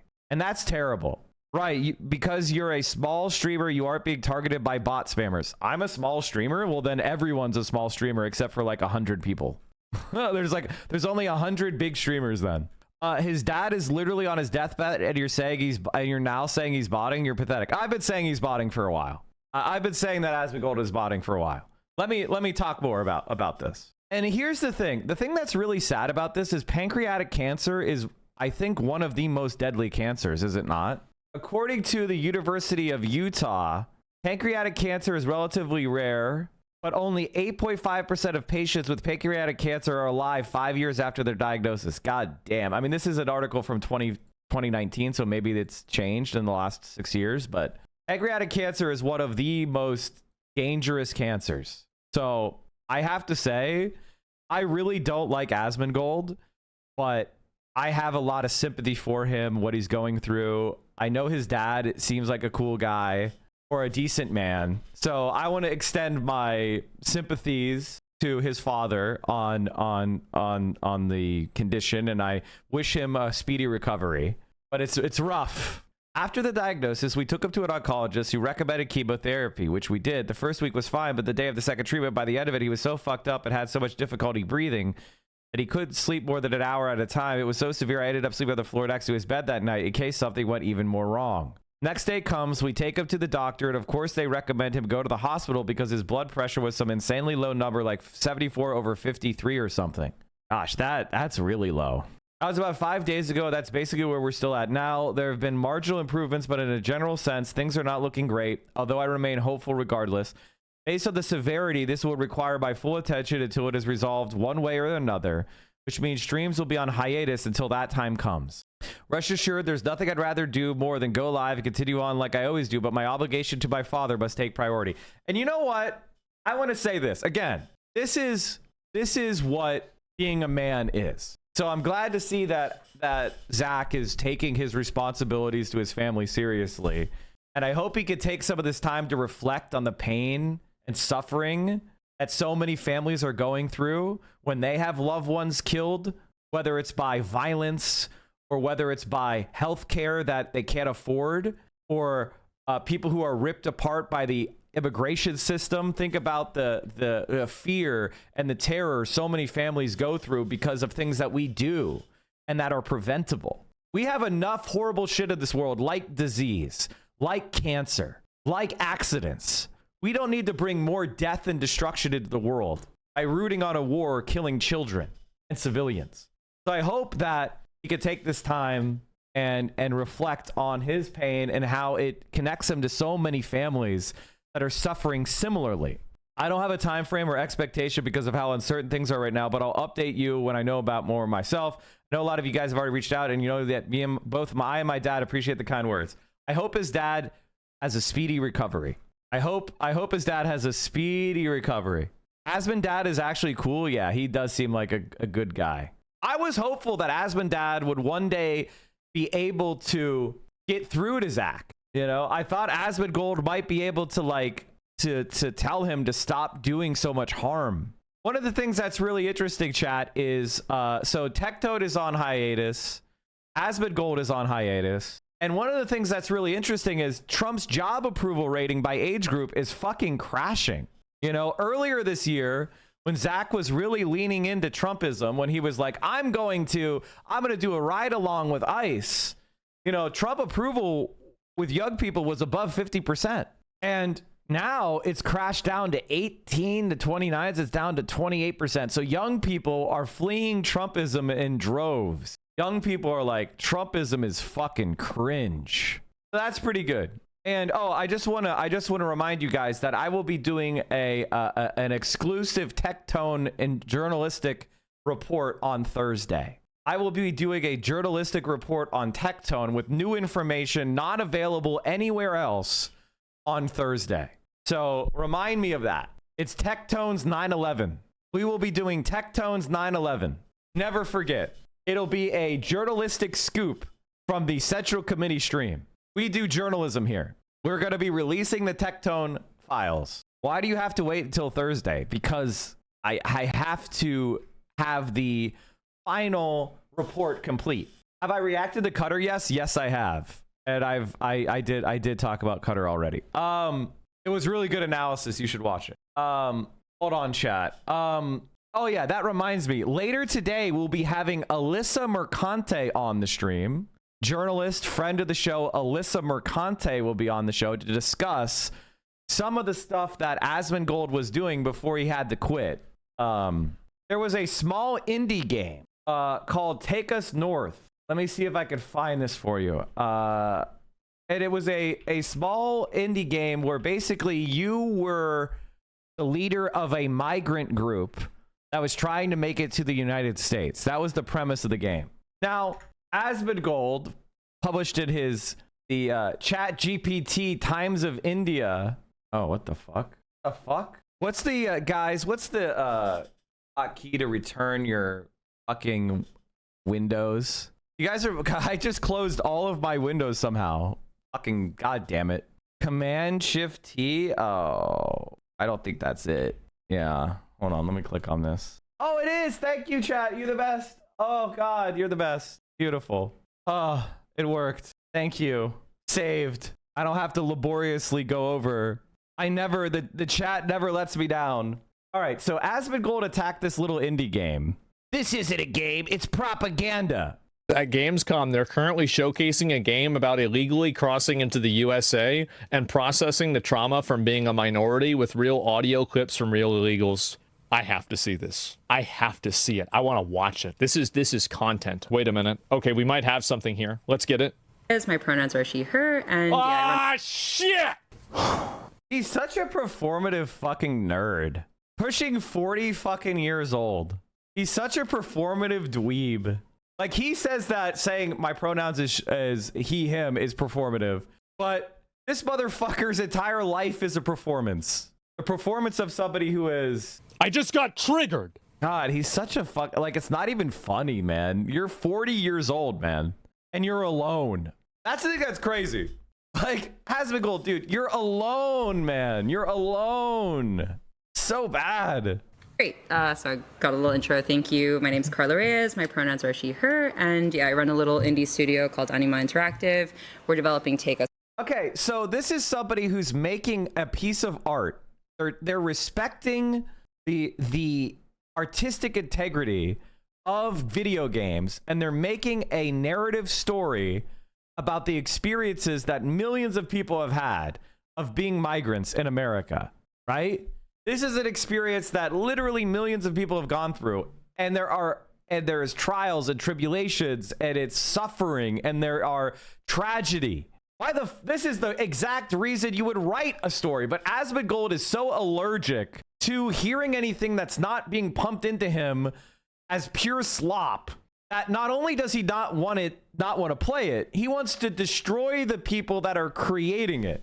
Didn't Asmongold have a video game studio? How's that happening? How's that going? Did they make a game yet? How's the Asmongold game? They publish games they don't make. So in other words, they steal other people's games and take percentages of it. They don't develop any of their own shit. They're just parasites. They're just middlemen making the gaming industry worse. Taking money that should be going to developers and artists and writers and musicians who make game and programmers who actually make games and putting it in the pockets of worthless Twitch streamers. North, which is about migration across the U.S.-Mexico border, which is obviously a very relevant and heavy-hitting topic. Yeah. But that's why we found it important to talk about now. No, and I'll share a little bit about our behind-the-scenes in the development of this project, because it's very deeply rooted. Now, I want you to understand, chat, that Asmongold wants your empathy because his father is dying of cancer, right? He wants your empathy because his father, who's a good man, who doesn't agree with this shit, is dying of cancer. So Asmongold wants to go out there and he wants to cheer on the destruction of millions of American families. And let's be completely honest. I want to be very clear. If you're a dumb Asmongold fan, I want to explain something to you. When your family came here, they came through Ellis Island and they were permitted to just come here and stay. And the process for coming here was sail here on a boat, go through Ellis Island paperwork, stay here for 2 years, and then you were automatically granted American citizenship.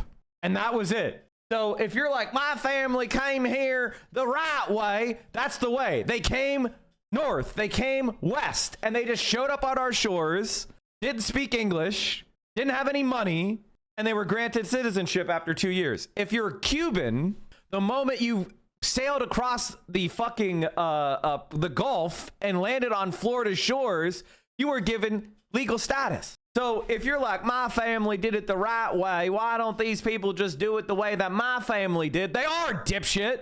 The only difference is dumb white racists have somehow been convinced that Roman Catholic speaking Spanish who like soccer instead of football are some sort of threat to our society. You have been tricked into the dumbest ass shit ever. And why are you being tricked? So that rich capitalist fucks can exploit these people and not have to pay them good wages, so that they could use immigrants against you at competition to drive down your wages, because these people are so desperate to get a job and they don't have any rights. These people getting rights would help you out, dummy, because they could complain if they weren't getting paid minimum wage. They could complain if the job wasn't safe. They could complain if they weren't getting bathroom breaks and lunch breaks and smoke breaks and water breaks. They could join a union and have that union membership respected, which means they could go out on strike. You're stupid, and you've been tricked by a worthless slug and cockroach to think these people are actually making this country worse, when in reality, immigrants have lower crime rates than native-born Americans. In research, given how sensitive and complex and nuanced the subject matter is, we want to make sure that we are telling these stories. Are they going to research the way that illegal migrants steal the identities of American citizens and then claim their benefits illegally? I wonder if they're going to talk about that. That would be identity theft, which is not the same thing as being a migrant. You know, there's plenty of Americans that do identity theft, right? And this is how you know Asmongold is a dumb fucking piece of shit. Do you think Asmongold should be called a pedophile because another white man was a pedophile? Because is Asmongold a pedophile because white man Destiny Stephen Bennell II or Stephen Bennell Jr.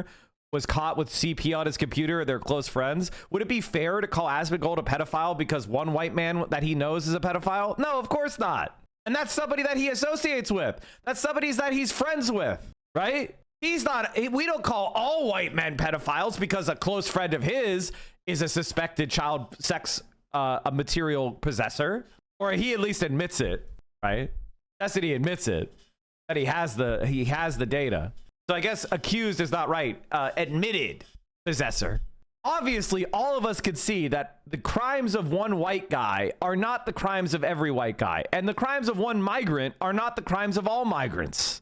This is how you know somebody is a fucking dumbass, is if they are starting to categorize people into such a large group that they start blaming all members of the group for the crimes of an individual. If a single trans person abuses, commits a sex crime, that doesn't mean all trans people are guilty. If a single white guy commits a sex crime, it doesn't mean all white guys are guilty. And if a single immigrant commits a crime, it doesn't mean all immigrants are guilty. Authentically, and that we are, reaching our goal in trying to shift hearts and minds around this. So before I begin, I'm actually curious. Yeah, this isn't a game. It's propaganda.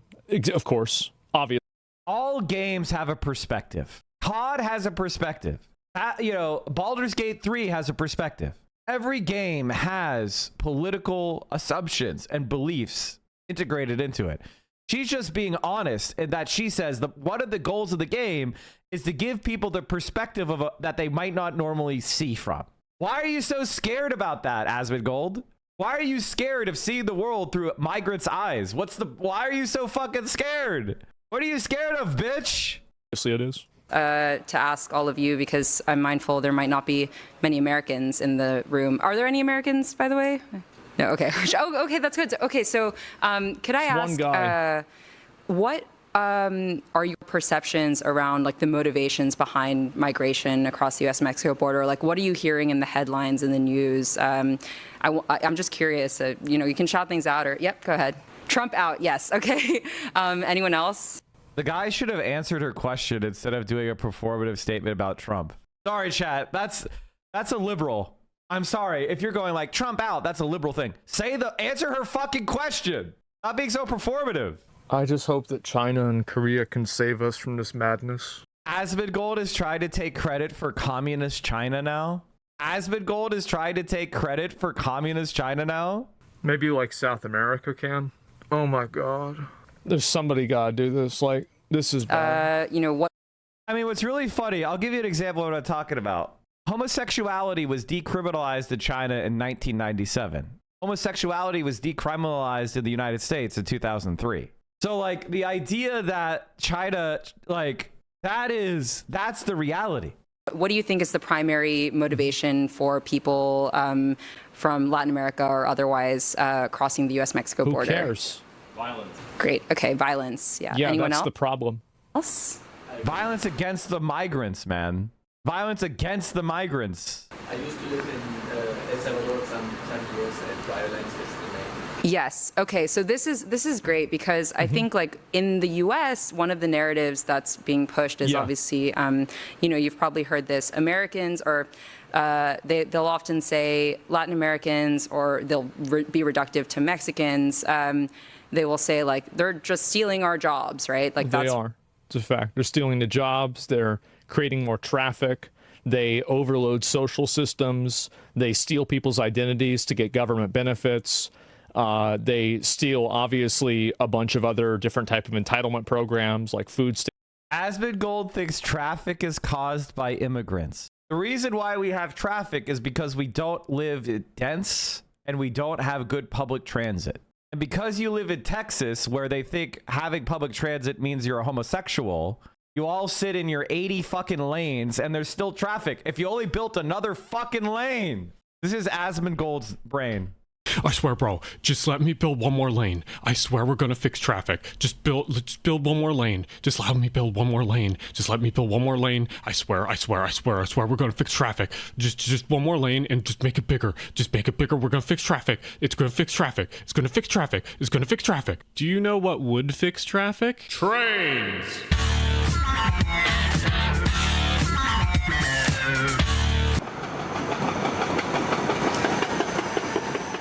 It's like every single time I'm watching Asmongold, I'm just like, everything he says is dumb as fuck. He's a dumb piece of shit. Stamps, etc. They do jobs for cents on the dollar that should be made for Americans, or they should be. China's railway system between 2008 and today. Railway map of China in 2008 versus 2020. This literally 2020, it's even better. Now it's even better. Look at 2005. Here's a high-speed railway map of China in 2008 versus 2020. This literally hurts my soul. They had pretty much nothing like 12 years ago, and now they have literally all of this. The blue lines are capable of speeds over 300 kilometers an hour. The green are somewhere in between 200, and the orange are like some sort of upgraded lines or something like that. What are these gray lines? Those are just non-high-speed rail. I can't help but think about my own state, California's plans to do high-speed rail. This literally just puts us to shame. Oh, at least part of it is now planned to be completed in 2033. That's nice. I guess to be fair, China is pretty much beating a lot of countries though. They've pretty much been dominating literally everyone since the last decade. Improved by automation instead of relying on illegals. If you want a train emote, become a hype train conductor. As a, although I do need a train emote. You know, working class of people. That's a good idea. The reason why people think this is because it's true. And also, by the way, they just showed up in our fucking country. Why the fuck should we be okay with people showing up in our country? We didn't say they could be here. What a ridiculous thing to say. Oh, people want to come here. Too bad. It's like even the base impulse of this is outrageous. Like the amount of entitlement that these people have is disgusting to me. It is. It's absolutely disgusting. That's what the natives said too. No? Yeah. And look what happened to them. Not so good, huh? Yeah. I don't want to end up like that. One of the big rhetoric pushes, and part of what we're trying to do is challenge this misinformation, right? So misinformation. Let me just quickly show a couple of videos here. So we've done like voice of the people style interviews to ask people about their, understanding about migration across the U.S.-Mexico border. So let me. Like, he's so fucking useless. He's so fucking useless. And the reason why I'm watching this chat is I want to support this creator. I want to support this studio. They have an incredibly interesting idea for a game, and I want this studio to succeed. And I want them to know that there are a lot of people out there who are on their side, and that it's not just Asmongold and his bots. I want us to stand up and support these people for the very thoughtful and interesting concept and politically relevant conversation. And I like the idea of using video games to have interesting discussions. Not every video game has to be a titty bounce simulator. We could have some video games that intelligent people want to play. See if this public opinion on why people migrate to the US. Hold on, I want to make sure this audio works. This is a video game? Friends, let me see. Hold on. Let's try this. Like, one of the things I like about Asmongold is that he's not even really aware of what video games are. He's not even really aware of the history of gaming and how it's always been an intensely politically fraught art form. Like, he's kind of an ape. Like, I don't think he's really sentient. I don't really think there's much going on. Like, I think he pushes buttons when the boss mod game, add-on that plays his games for him tells him to press a button. But other than that, I don't think he's really like processing any of the information that's in front of his face. Quality of life, right? Like, yeah, I think it's like most things when it comes to immigration. It's always you're either fleeing something or want to get to something. Yeah. Duh. And like I know there's a lot of like violence and like drug problems in and around the border, like with the cartels. Yeah. So I'd imagine it's just a lot of fleeing that really for human trafficking, safety for their families. Poor countries, they are not making good money, and it's hope of the people. I mean, from many countries, people are dreaming of living in the United States because they are sending to families money which they are making here. I mean, what we see here, it's like not big money, like $15-20 per hour. American work there. You know, people would take who are more refugees than anything else, the jobs no one wants. The American dream, pretty much. This is what I'm talking about, bro, right here. I've been trying to warn y'all about this. Asmongold, you're literally a parasite. You are literally a parasite. You have never worked, you never worked at a sanitation job. You've never worked a construction job. You are literally a parasite. And our country rests on the backbone of working class people. That's just a fact. I've been trying to tell y'all about this. This is it. How disingenuous for them to say migration when one of the best things about China, and I mean this wholeheartedly and I stand 10 toes down on it. One of the best things about China is they send people out to work in farms. Like, the reason why Xi Jinping is such a good leader is because early on in his life, he was sent out into the countryside to work as a peasant on the farm. His father was one of the most important revolutionaries in the Communist Party of China. And Xi was sent to work out in the fields. And he learned hard work. He learned respect. He learned the hardships that people go through who are really poor. And he came out of that with a ton of empathy for those people. And Xi Jinping did not become leader of the country because he convinced a bunch of the dumbest, laziest, evil pieces of shit in the country a target to hate. He became leader by slowly working his way up in the government and demonstrating competence at every level and demonstrating an improvement in the lives of the people that he was responsible for in local government. He worked in poor regions in China and he made those places better off. And so he was promoted out of merit. He was promoted out of merit. He was promoted out of merit. And that's how he became the leader of China, because he was a meritorious, highly educated, effective leader. In America, is Donald fucking Trump a leader? Is Donald fucking Trump effective in government? Did he ever accomplish a goddamn fucking thing for anyone but his fucking self? No, he's a silver spoon baby. He was born into wealth of the son of a racist slumlord. Debate is about illegal immigration. Oh, it's because they don't believe that it's illegal. That's the reason why. They think it's okay for them to do it. No, Asmongold, we understand the history of the country and why, and that our immigration laws are non-functional, and that immigrants in this country are a net benefit to it. That's what we understand. And what we want to build is a legal system where these people can immigrate to this country where they're not illegal. I don't want them to be illegal. I want them to be legal so they can have rights when they get a job. I want them to be able to get paid more and work better conditions and have more money. And the other thing I want to do is something that Donald Trump is not doing, which is stop interfering in other countries and causing crises and civil wars, which sends refugees. Stop allowing drug cartels to launder their money in American banks and get away with it.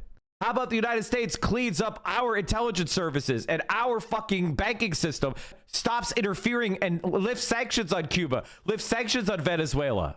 Let those countries have the governments that they want. It's not our fucking business to interfere in Nicaragua. It's not our job to interfere in Colombia. It's not our job to interfere in Venezuela. Let's start by stopping fucking these countries up with death squads and CIA coups.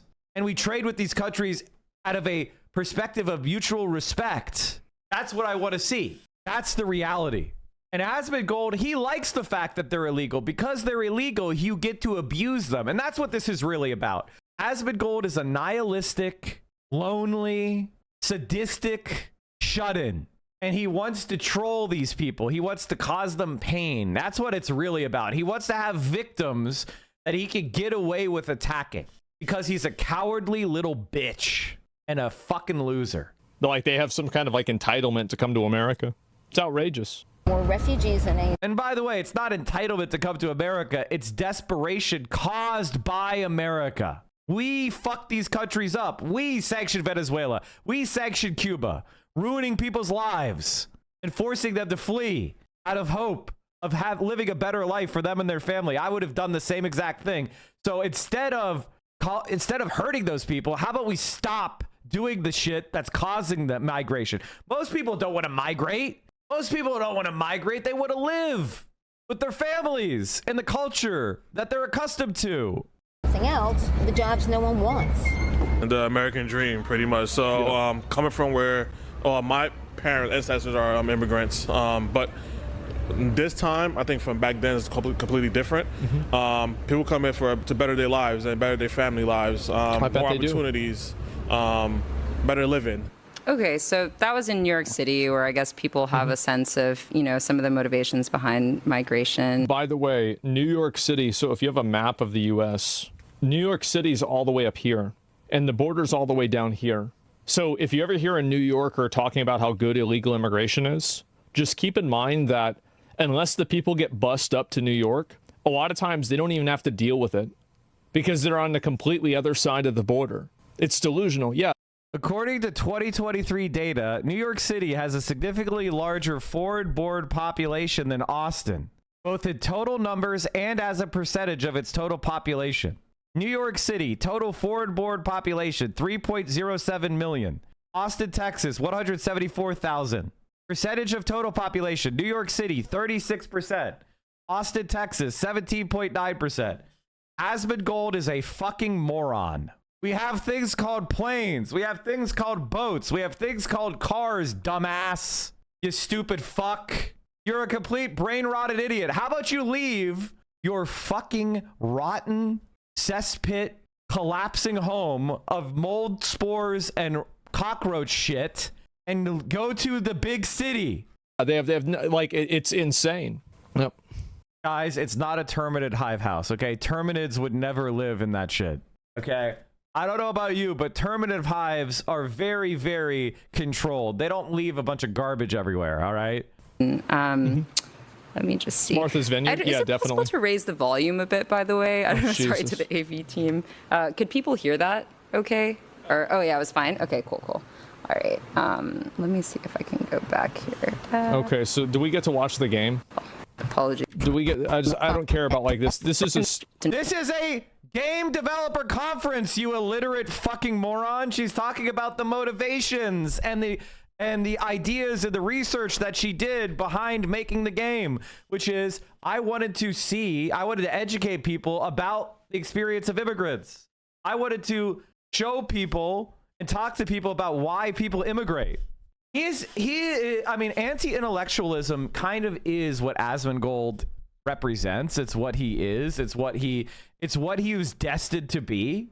Is anytime someone tries to explain things or requires him to use his fucking noggin, he starts having an existential crisis. Goal with Take Us North is really to try to humanize migrants. He will leave because his dad's health can't handle Texas's failing healthcare. He plans to leave for Florida where their family is more stationed. Wait, they're abandoning Texas?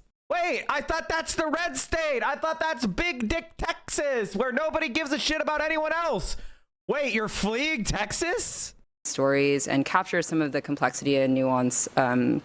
So yeah, as I said, it's a narrative-driven game, straight up inspired propaganda. by real-world stories. So we're conducting extensive interviews with. Take Us North plays the role of migrant. Players assume the role of a migrant guy who embodies the complex interplay of duty and empathy. I wonder if he sexually traffics the women that he's helping move over the border. They probably won't do that, will they? No, because it might make what they're saying look bad, even though that's exactly what happens.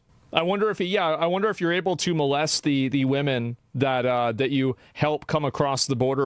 If you could molest the women that you help come across the border, Asmongold would love this game. If you were able to rape and sexually assault the women in the game and the children in the game, Asmongold and Destiny would be playing it every day. They'd love it. Whatever happened to Rich Campbell, by the way? Hey, Asmongold, what happened to your buddy Rich Campbell? That's your business. What happened to Rich? With probably not. I wonder why. It's because it's not about telling an accurate story. It's about telling a lie. With migrants and asylum seekers, and I'll dig into our approach to that in a bit. But basically, in the game, you play the role of a migrant guide or a guia, often known as coyotes. Coyotes are often associated with the drug trade. You know, people meant carteles before, but it's more complicated than that. And it is more complicated. It's worse. That's why we want to show this game, because we believe in video games as one of the most immersive art forms and as a tool to foster empathy and awareness of specific. It's not empathy at all. You want to come to another country and experience its resources and then take advantage of it while not respecting that country's borders. You want to go into the country illegally against their consent. You know that you're not supposed to be here. You're going here anyway. You want to talk about empathy? I think that should start at the beginning whenever you come somewhere where you know you're not supposed to be. Why y'all put up with these retards? Honestly, I think that the time of putting up with these people is almost over. It is coming to a close, and I am so fucking glad. It's almost done. Topics. Okay, so we watch those videos. Yes. Narrative vision, real world stories and hardship. We're collaborating with Undocumented Filmmakers Collective. Oh my God. I think one of the things to say about Asmongold is, like, fundamentally, he is just a Nazi in that his entire stream is just kind of doing these gestures without ever bothering to make a point. I guess what he's trying to say is that if somebody is an undocumented person, that means that they have nothing to say. They're not a human being. And fundamentally, I mean, like, Asmongold, what's his family's background? I'd like to know. I would love to know more about the Asmongold family background, because Texas, ladies and gentlemen, that's a place where, I don't know how to put this, but if you study American history, only the most desperate trash immigrated to Texas. In fact, it was common that when somebody was a deadbeat and wasn't paying their bills, they would say, move to Texas. They would paint that on their door, and they would move to Texas to avoid paying their bills. So if you're like a long-term Texan, unless you own a lot of ranching land and a lot of oil wells, you come from, white trash. And here's the thing. I'm not saying I'm better than that. My family came over to this country. And so, my paternal side of my family came over to this country in some of the very first waves of German immigrants. Okay, 1848 was a big period for my family, right? Which is left-wingers left Europe to come to America in 1848 because there was a variety of failed revolutions. All right, and you know what? They managed to, support themselves and stay in Pennsylvania. They weren't forced to flee out into the worst quality land that was being given away for free in Texas. All white Texans are pretty much welfare queens. So the project is really rooted in research, as I said. So we are collaborating closely with anthropologists. There's a lab at the University of California, Los Angeles, that's run by a professor called Jason. So they're working with a university in California for this. I would have never expected such a dramatic change of events. Wow. Can you believe that? Who would have thought? Yeah.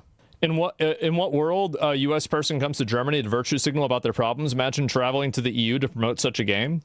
Well, I don't know where she's from. I have no idea. How do you use your brain dealing with this shit every day and not want to blow your brains out? Because I know that, like, whenever I talk about this stuff and I cover it, I think that I'm doing a public service. Change in Trump's job approval by age group. 18 to 29 dropped from 40% to 28% in the last couple months. 33 to 44%, the millennials down to 41% approval. The only group of people that are above 50% or above of approving of Donald Trump are Gen X and some of the very youngest boomers. The public service of as more and more people have seen Asmongold as a person who represents the right, it's falling off a fucking cliff. Thank you for your service, Asmongold. Keep it up. I think I'm helping people realize how blatantly manipulative, toxic, problematic, and bad it is. I think that there is an overabundance of emotionally charged messaging that is designed intentionally to make you give up your country, to give up your culture, to give up your morality, and to instead effectively adopt someone else's. It's not about you being not judgmental. It's about letting somebody else judge you and letting them decide what's okay, letting them tell you what's acceptable, letting them dictate their idea of empathy. Their idea of empathy is we're going to invade your country illegally, and if you get mad about it, we're going to call you mean. The character name? What's the character name? What she's been seen? I don't see character name. Top right? I don't get it. He's fucking illiterate. He's actually fucking illiterate. Karen recalls what she's seen in the last few months. Scabies, parasites, scorpion bites, broken bones. The character's name is Karen. Scorpion bite? Reading isn't part of his research. Oh, man. What are the odds? You can't make... Yeah, bro, this is poetic. De Leon, who has done extensive research both in Latin America and along the border. He published a book last year called Soldiers and Kings, which is all about smuggling across the U.S.-Mexico border. And we've been working with his team. And there's also a collective of... Anybody who's doing any smuggling across the border illegally isn't a soldier, and they're certainly not a king. They're criminals that often sexually abuse the people that they're doing things with and also manipulate them, sometimes kill them, and traffic over drugs that kill people. Undocumented. The vast majority of drugs that are trafficked into the United States are done so by American citizens because there are billions of dollars to be made. And large cartels are not hand smuggling small quantities of drugs in the backs of vulnerable migrants who don't even have shoes and shit. Like, what the fuck are you talking about? They're putting like, they have submarines. They bribe border patrol agents. They bring in, their tractor trailers. They have tunnels. They have submarines. They have aircraft. What the fuck are you talking about, you dumbass piece of shit? Like, we're not moving heavy quantities on the backs of migrants. That's just nonsense. They're parasites. The people that do that are awful. Filmmakers in the U.S. So these are people who are artists and storytellers in their own right, but they actually also have experience of having crossed the border. So here you can kind of just see, like, side by side, a lot of the... Oh my God. This is amazing. Wow. This is no game. No, it's not. Holy shit. This is ridiculous. I know. Can you believe this?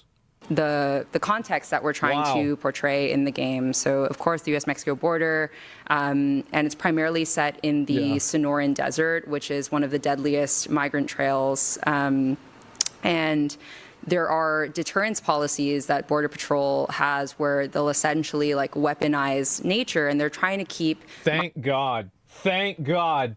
Be lucky it's not worse. That's some alligator Alcatraz shit. That's the way it should be. Migrants in. I think one of the things that when I see stuff like this, which is migrants who have done literally nothing to Asmongold, and Latin culture is incredibly important to America and our self-conception.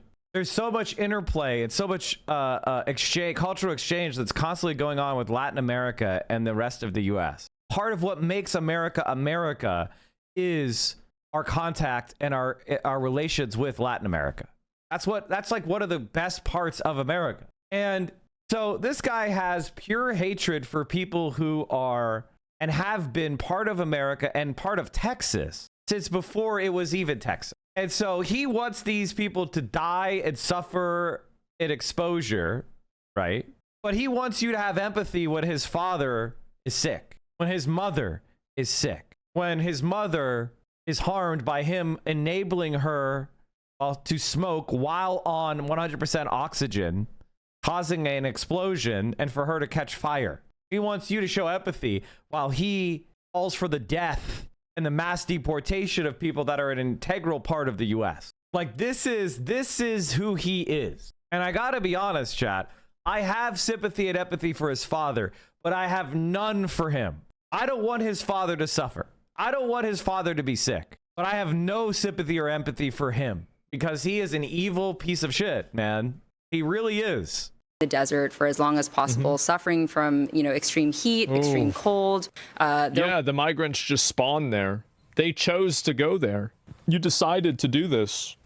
Is Asmon more of a Nazi or nihilist or both? They're pretty much the same thing. Basically, Nazism, the reason why people like Asmongold like Nazism is because it's self-aggrandizing.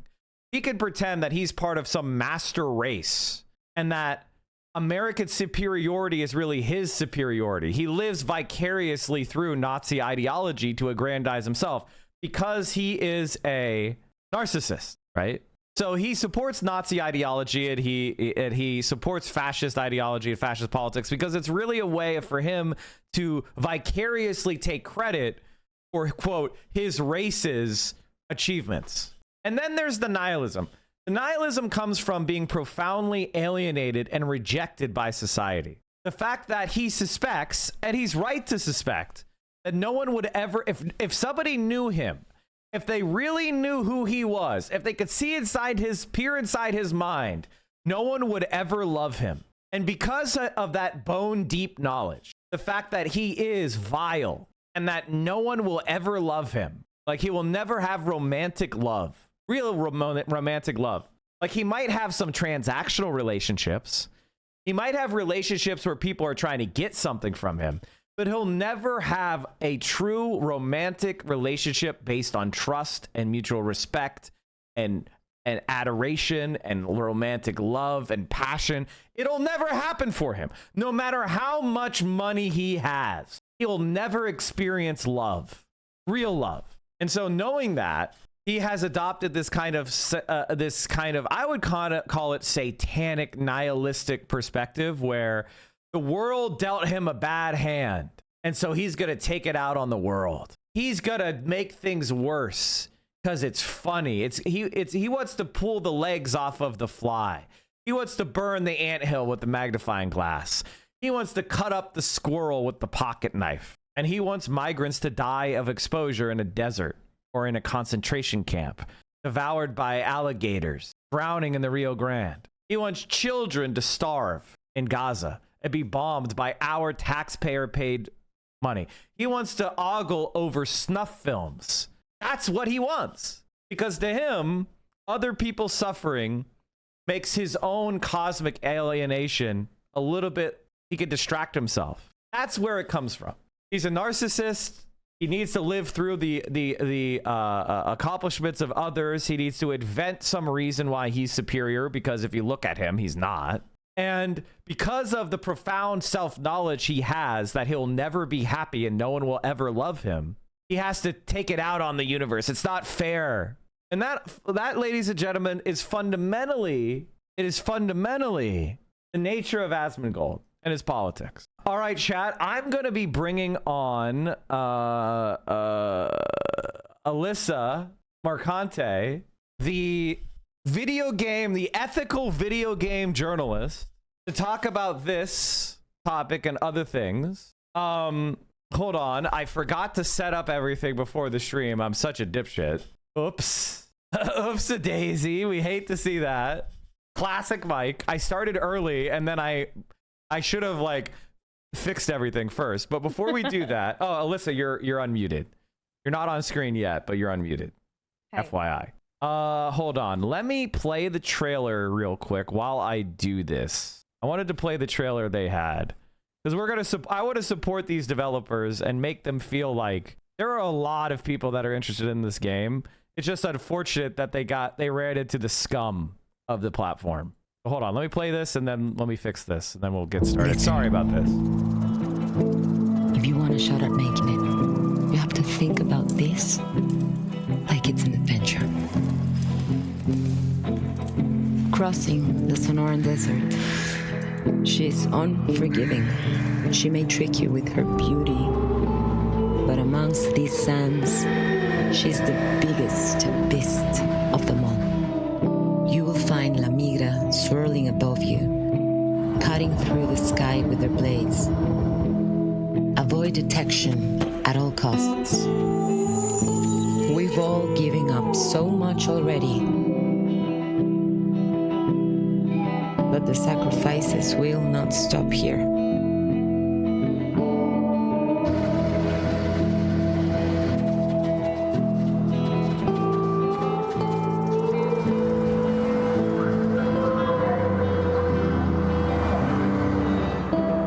Fascinating, isn't it? How far our hearts will go for a chance at una vida mejor. Are you ready?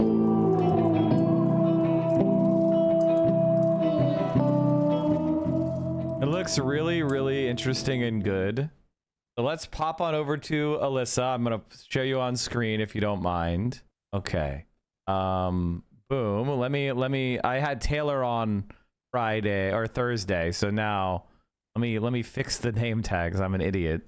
I forgot to. Oh, the internet's going to love that. Yeah. They already confuse us anyway. Yeah, I know. I'm so sorry. It's okay. Hold on, give me a second. Give me a second quickly. here. Someone screenshot it. No, wait. Ha! Fuck off. So, Alyssa, if you don't mind giving everyone a quick biography for me, and then we'll go right into our... This is like our second or third, right? Second, I think, yeah. And Okay. thank you so much for giving me a platform and chatting with me. Of course. I am Alyssa Mercante. I'm a freelance internet culture, video game, and tech journalist. I'm based in Brooklyn. Last year, I became the accidental epicenter of some sort of Gamergate 2 for debunking a conspiracy theory that was the darker corners of the internet. And I still do a lot of work to combat hate in this space, shine a light on marginalized folks making games. And yeah, I just continue to be a thorn in the side of the worst people online, much to my detriment sometimes as well, but whatever. You know, I, as somebody who has been fighting the scum of the earth since I've started streaming, I have a lot of empathy for you, a lot of sympathy for you, because, you know, my first stream, I was immediately fighting with these people. Like, yeah, I bet. It was like my very first stream when I had like 100 viewers, I was fighting fucking PewDiePie. Okay, so like, I get it. All right. Now I would say that I won. But it's still a battle. We're still taking the fight to them.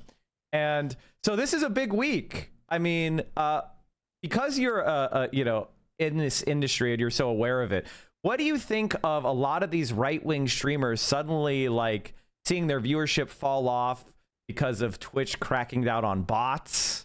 A lot of them are now taking personal time as support for Trump is crashing among young people. You know, I just showed a poll earlier on the stream. I don't know if you saw it, but basically, you know, 18 to 29-year-olds are abandoning Trump in droves. So what do you think about that? Do you think that there was like an astroturfing attempt or a right-wing moment and it's ending, or do you have a more pessimistic view of the industry and the culture around it? Well, what's tough about this is and this is something that I've spoken to like the people who work at Consumer Reports and Pen America about a lot, is that like all these social media platforms, like Twitch cracking down on view botting, right? That's one way of, you know, bettering the platform, what have you. But it's certainly not a way to crack down on, let's say, inciting harassment on that platform, or speaking, you know, in broad strokes and broad gestures negatively about queer folks, trans folks, black folks, or anything like that. The thing that's going on is that a lot of these platforms won't even come to the table to talk to these media groups about harassment on their platforms anymore. They used to be willing to come sit down at the table and be like, hey, what's going on here? How do we make this better? They just flat out refuse to now. So these things are shifting. I do think it probably has a lot to do with them seeing an audience change. This thing that makes me sad is it's not because there are no policing of their behavior on the platform end. But I'll take anything that means that they're not spewing bile 6, 7, 8, 9 hours a day, honestly, because I know far too many people who have been in the crosshairs of someone like Asmongold and how negatively it has affected them. So yeah, I hope he takes a break and he looks inward and does like some sort of for me, I think a lot of the problems with these platforms have to do with corruption. And what I mean by that is view botting is corruption. View botting is because the way things like Twitch work is the more viewers you have, the higher you are in the rank. And when people are browsing around or people are being recommended streams, we all, and I do too, I tend to look at streams that have higher viewership first because that's almost like an endorsement. You know, it's like, oh, okay, 1,000 people are watching this streamer. He probably is pretty interesting or good at this thing he's streaming on. 70% of that is fake. You know, you're putting yourself in front of dozens of other creators who didn't bot. And so it creates this like environment of you're capturing the algorithm, you're capturing the recommendations, you're pushing yourself to the top, and you're making your viewpoints look more popular than they are. And it can create a cultural thing where other streamers start to orient toward the more popular streamers because you want to collaborate with them and you see them as so it creates all sorts of incentives that corrupt the entire platform and actually drive it to be less successful because you're not seeing what people actually want to see. You're seeing what the botters are putting in front of you are cheating. And so it drives away masses of people who are normal because Asmongold's right-wing Nazi politics are very unpopular with most normal people, especially women. And so you're chasing away so many more viewers, like actual viewers from the platform. And that's why I think like when you look at the platforms where there is a lot of engineering of the creators, so like Instagram is very, they're very interventionist in their algorithm, right? And push right-wing shit.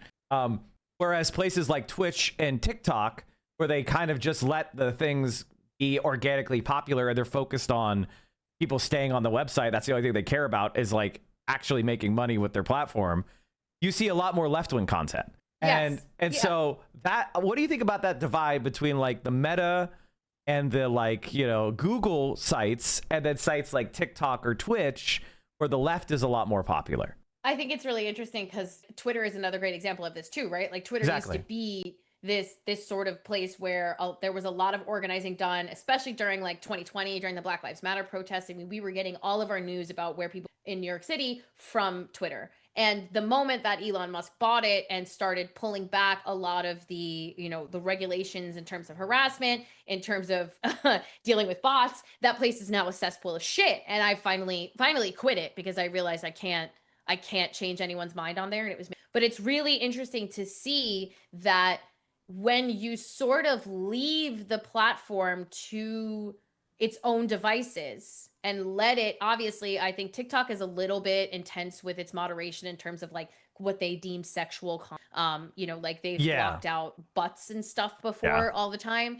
And Twitch can obviously be a little bit like that as well. But it is really interesting to see that when you sort of give people that marketplace of ideas to have a conversation in, and you don't allow bots to fill it, or you don't purposefully inflate right-wing reactionary content like it has been proven to be done on both YouTube and Twitter, look at what happens and look at the way that these sites end up leaning. I think that's a pretty big marker of seeing like where the actual real people go and what actual real people. And one of the things that I find really interesting is that the Democrats are so anti the websites where the organic left populist stuff is growing. Like you'll see Democrats talking about how they need to get control of TikTok, right?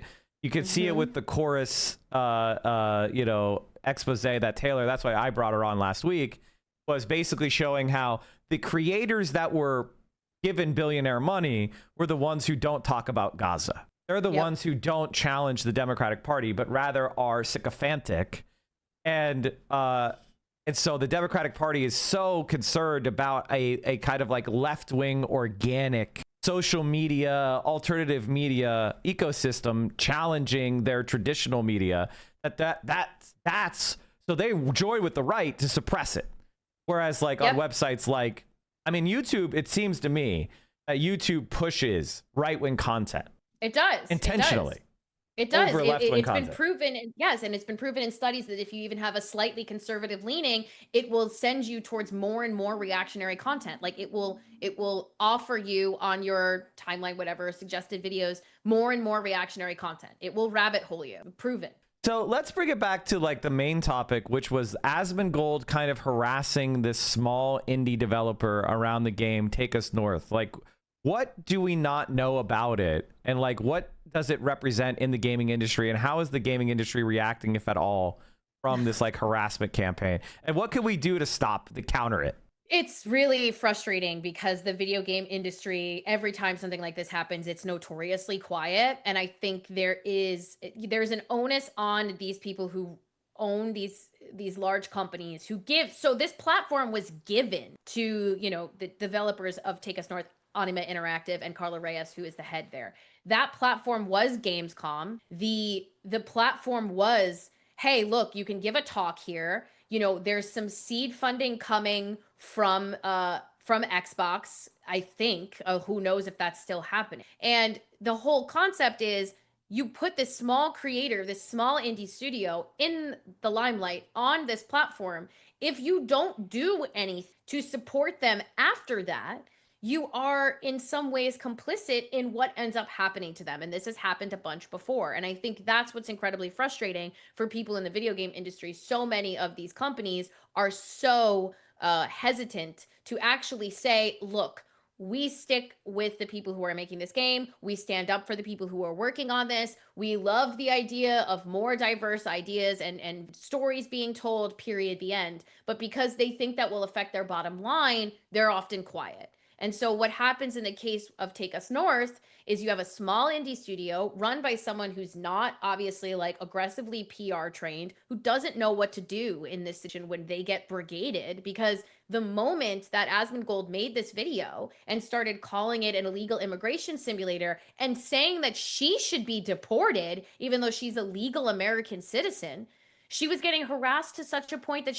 they panicked. What else do they do in this scenario? And when they pull their accounts or they private their accounts, the right wing acts like this is some sort of dub, that this is some sort of win, that this is exactly what they wanted. And Asmongold is so close to admitting that he understands that he is in control of these harassment campaigns. He said in this video, the second video that he made about it, you know, 2 days ago, I made a video and I talked about it and it got a lot of attention. It attracted a lot of attention. The girl who made it deleted her account. The company deleted their account. The Twitter's been shut down. The website's been shut down. The video on GameSpot has been privated. And he starts gloating like, you know, this has been a complete fucking obliteration. Like, did I get the game deported or did I get it aborted? And it's like, this is the power that you wield and this is what you use it for. And this is one of dozens of examples of him doing this to people in the video game that don't have a fucking tenth of the platform. And he does it with virtually no consequence. It's very frustrating.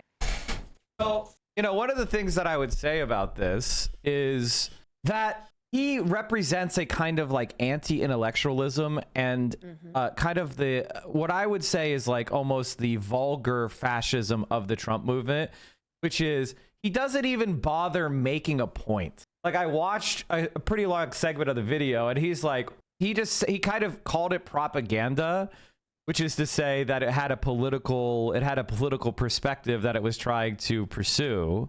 But he doesn't even bother trying to say why having a game from the migrant experience is bad. No, he doesn't. Like, he doesn't even say why it's not valid from the point of view of logic. I mean, he made one statement that a lot of coyotes have abused migrants that are coming forward. And that is true. But the perspective is not one that we're not trying to be a evil coyote simulator. This is an experience of migrants going north, right? And maybe in the game they'll have evil coyotes that you encounter. That's probably going to be a gameplay element, having to decide whether you're going to pay money to shady fuckers or take a more risky path on your own. Like, that's probably a gameplay element. Explains why we need to create migrant processes that are a lot better than this, because the United States of America, up until, has always encouraged economic migrants to work in industries as second-class citizens. So this has been a long-term design feature of the system. And I always thought of Asmongold. He always championed himself as a, what's the word I'm looking for? Free speech absolutist. What happened to that? I say this all the time. It's not free speech absolutism for them. It's the speech they want to hear, and that should be allowed to be completely unfettered, because it doesn't make any sense either. Like, if you even take 5 seconds to look at the history of games that have been released to try and, because a lot of people were complaining about this illegal immigration act. They're asking you to be an illegal immigrant. They're asking you, you're an illegal immigrant in like Grand Theft Auto 4. Of course. That's literally your character, and you do nothing but crime the whole time, and nobody goes, this is an illegal immigrant simulator that glorifies. You do drug smuggling. like what are we doing? Yes, no, of course. I mean, Grand Theft Auto is like one of those games where you are committing all of these crimes.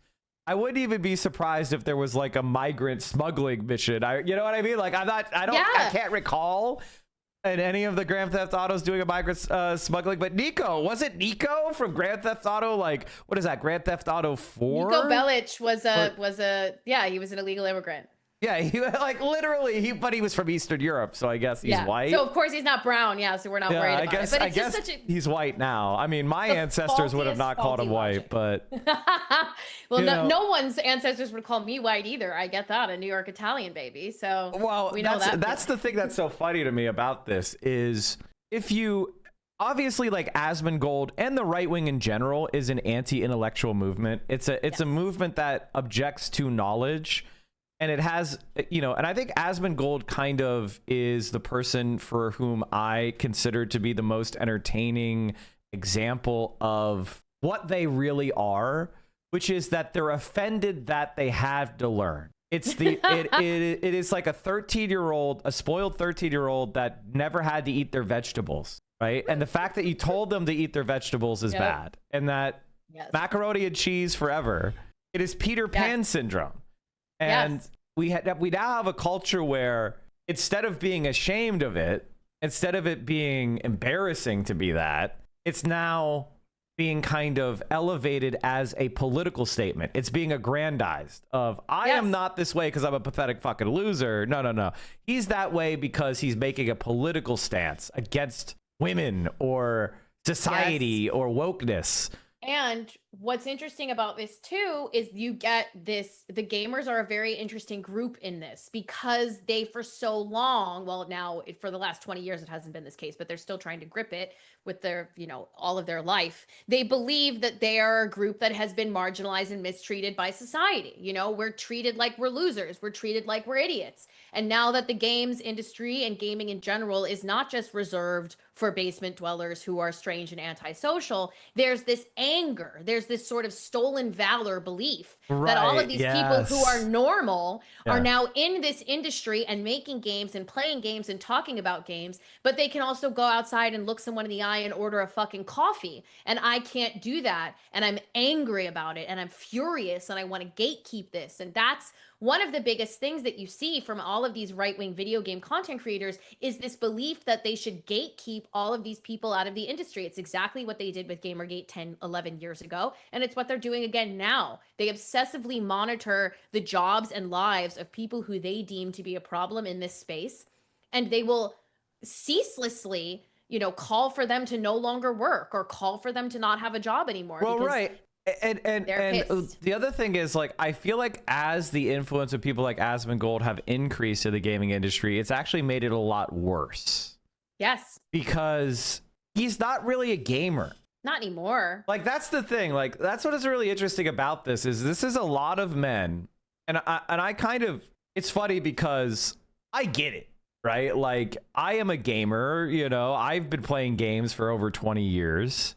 A lot longer than 20 years, 30 years, 35 years. But so I've been playing games for a very, very, very long time. And I remember how gaming crossed over from being kind of a niche thing that was embarrassing to be into like mainstream. Your grandmother is playing games on her phone, right? Yes. So we've traveled quite a bit in the cultural milieu in gaming, and the values of what makes a good game have changed. But the problem is people like Asmongold, they are not fighting for what made gaming a subversive art form, a cutting edge art form, which was small independent creators, hacking things together and pushing the envelope.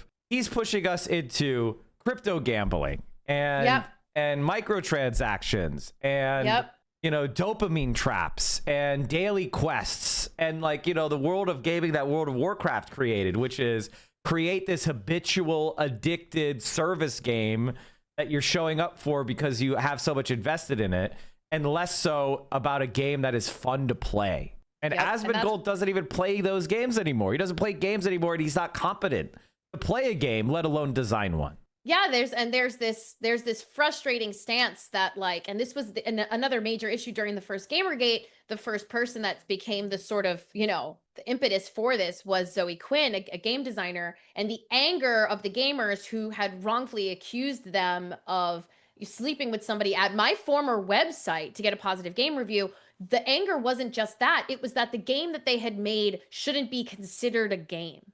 Because it was like a text-based game that was navigating what it felt like to have depression. Well, can I say something? Like, I'm old enough that we played text games. The original games were MUDs and text-based games, and you would type, go north to well, look down in well. Okay? In fact, they betray themselves at every corner. I was just reminded of somebody recently of a game that was originally developed by the creator of Dwarf Fortress called Liberal Crime Squad. Yes, you just said this to me yesterday, I think. To That's you the yesterday, text game, yeah. Yeah, and Liberal Crime Squad was basically you need to form a revolutionary cell to overthrow America, or basically get the liberal agenda, imposed in society.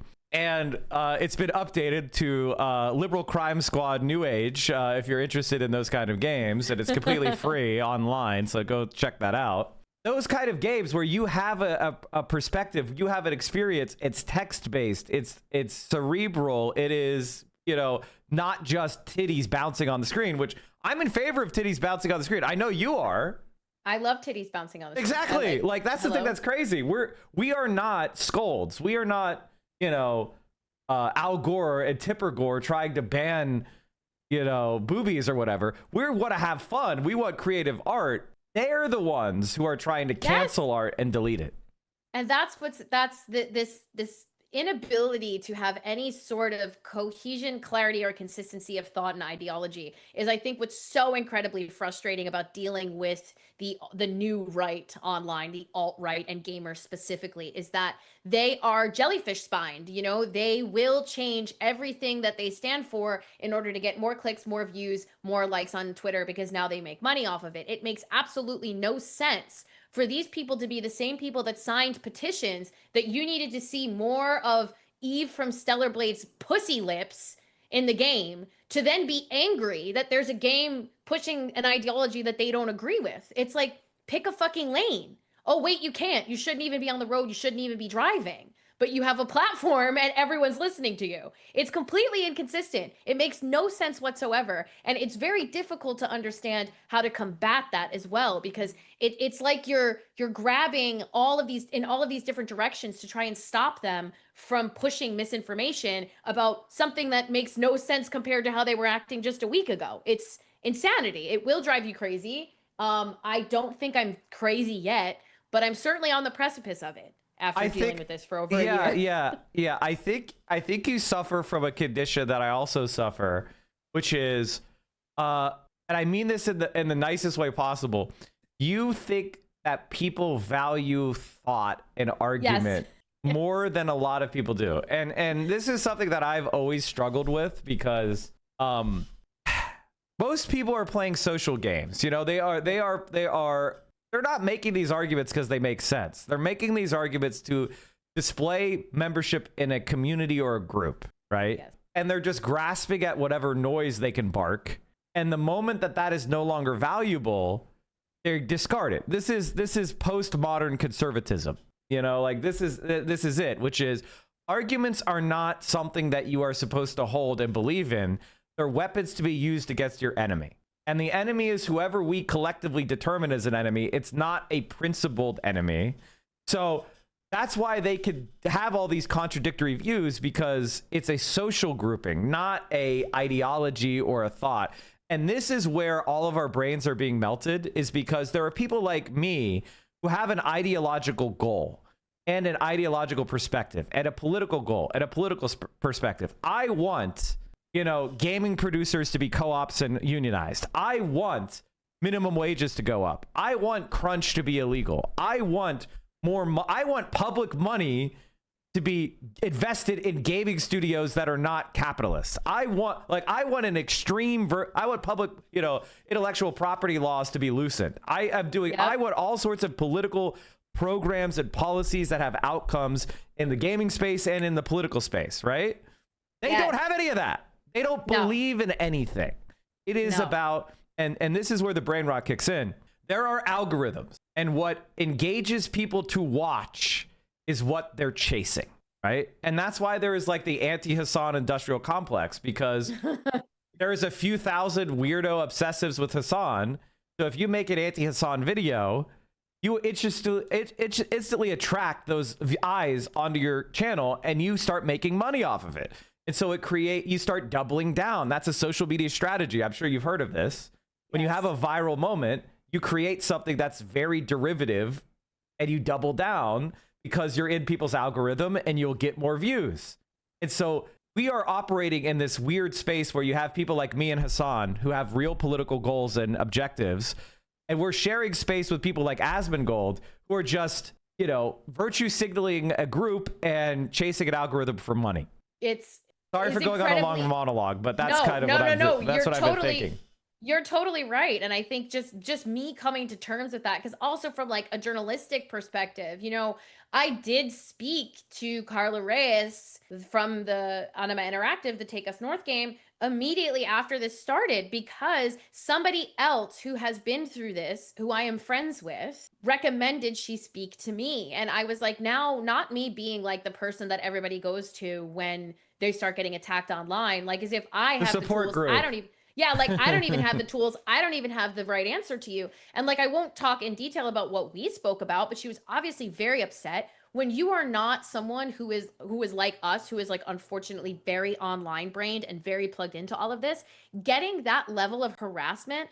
Again, you also have to understand that she spoke at Gamescom at a B2B portion of this event. This was a business to business portion of the event. And what these people do is, because they consider themselves to be fucking Sherlock Holmes of the internet, because I think they all have carbon monoxide poisoning. They obsess over cockroach shit poisoning. Literally, they obsess over all of these B2B events, and they crawl through all of the events to try and see, oh, what was this talk about? Who was leading it? What was that? Can we pull something from this that might turn into a controversy?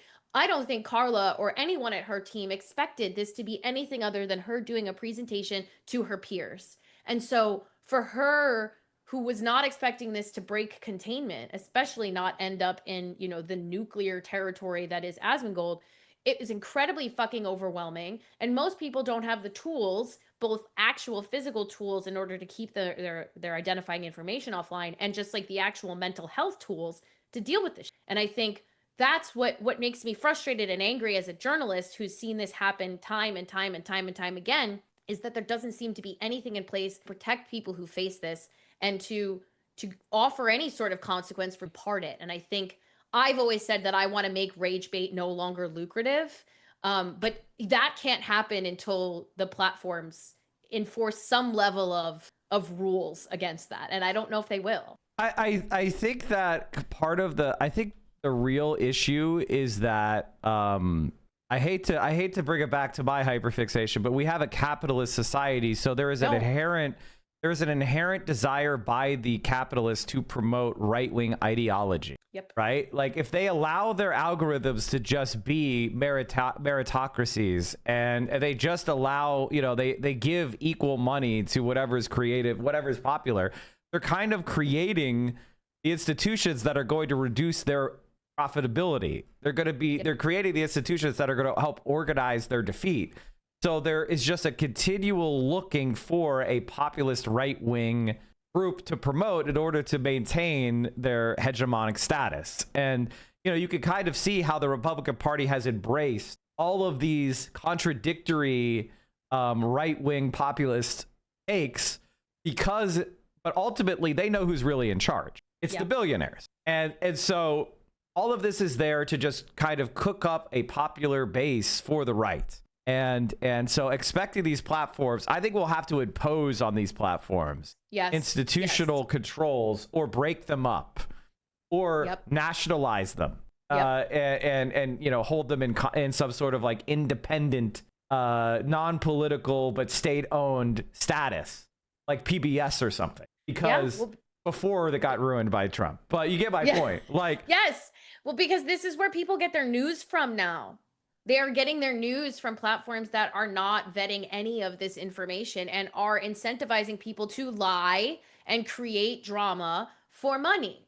And your Gam, who already struggles with media literacy, is reading on Facebook some absolutely ridiculous AI generated nonsense, and she walks away believing it. And the platforms have always had a sort of techno libertarian in the sense of like, laissez-faire, leave us be, technology is a net good for society. We don't want government interference, and any speech that happens on the platform is free speech. We're not responsible. And that is the kind of ideology that has allowed them to these spaces, especially under Trump, when now they're all sitting behind him at the inauguration and glazing him at dinner, where they know that they are going to make more money in his world, that they're not going to police their sites or their platforms at all. And you're right. No, they are. They're going to police them for, I don't know if you saw that, I don't know if you saw that TikTok hired a Zionist for their safety, trusted safety, to start installing the same kind of regimes that already exist on YouTube. Yep. Right. Which are pro right wing, inserting more Zionists into people's algorithms. If you're like a pro Palestinian person, they've put in interstitials about Gaza being a developing situation that doesn't exist for any other content. And they're beginning to capitulate to the government's efforts to contain the anti-Israeli and, left-wing sentiment. So that, I mean, not to get too pessimistic. No, I don't think it's working. I think it's failing to work. I think you're not pissed, but I do wonder how you feel, especially doing what you do, and you and Hassan really being the two biggest left. How has it felt for you from a creation perspective over the last 8 months, seeing maybe this sort of? I would say that I was always skeptical of it, and I always felt that Ethan Klein's and the Asmongolds and the Tectones of the world were going to suffer a big damage because they're so out of step with where people actually are. And I think they overplayed their hands and they felt themselves a little bit too much, and it's going to result in long-term consequences. I will say this. I also do think that there is kind of a mental health crisis among everybody. I think there's a lot of left-wingers that have the Gaza genocide has been a really disillusioning moment. And it's causing a lot of people to kind of spin out in ways that I think are not productive. and kind of engage in a lot of like infighting behavior, a lot of like the desire to create left-wing lifestyleism, kind of like split off, you know, and form, you know, a communalist philosophy where we have a safe space and we are a counterculture, as opposed to engaging with politics and where people actually are. You know what I mean? So I feel like that's always an urge on the left. If you don't know what I mean by communalism, chat, or you know, or communard, or I think commutard, like I think that's what it's literally called, where these are people that are like, I'm going to form socialism in my own little group. We're going to set up a commune. We're going to set up our own settlement, and we're going to kind of close ourselves off to the rest of the world. And we're going to focus on building our own little slice of socialism. And I'm not a communalist. I am not a communard or whatever, however you say it. Like I'm against that. I think that that's wrong. I think we need to be engaging everybody and trying to raise class consciousness. So just to try to bring it back to the premise of your question.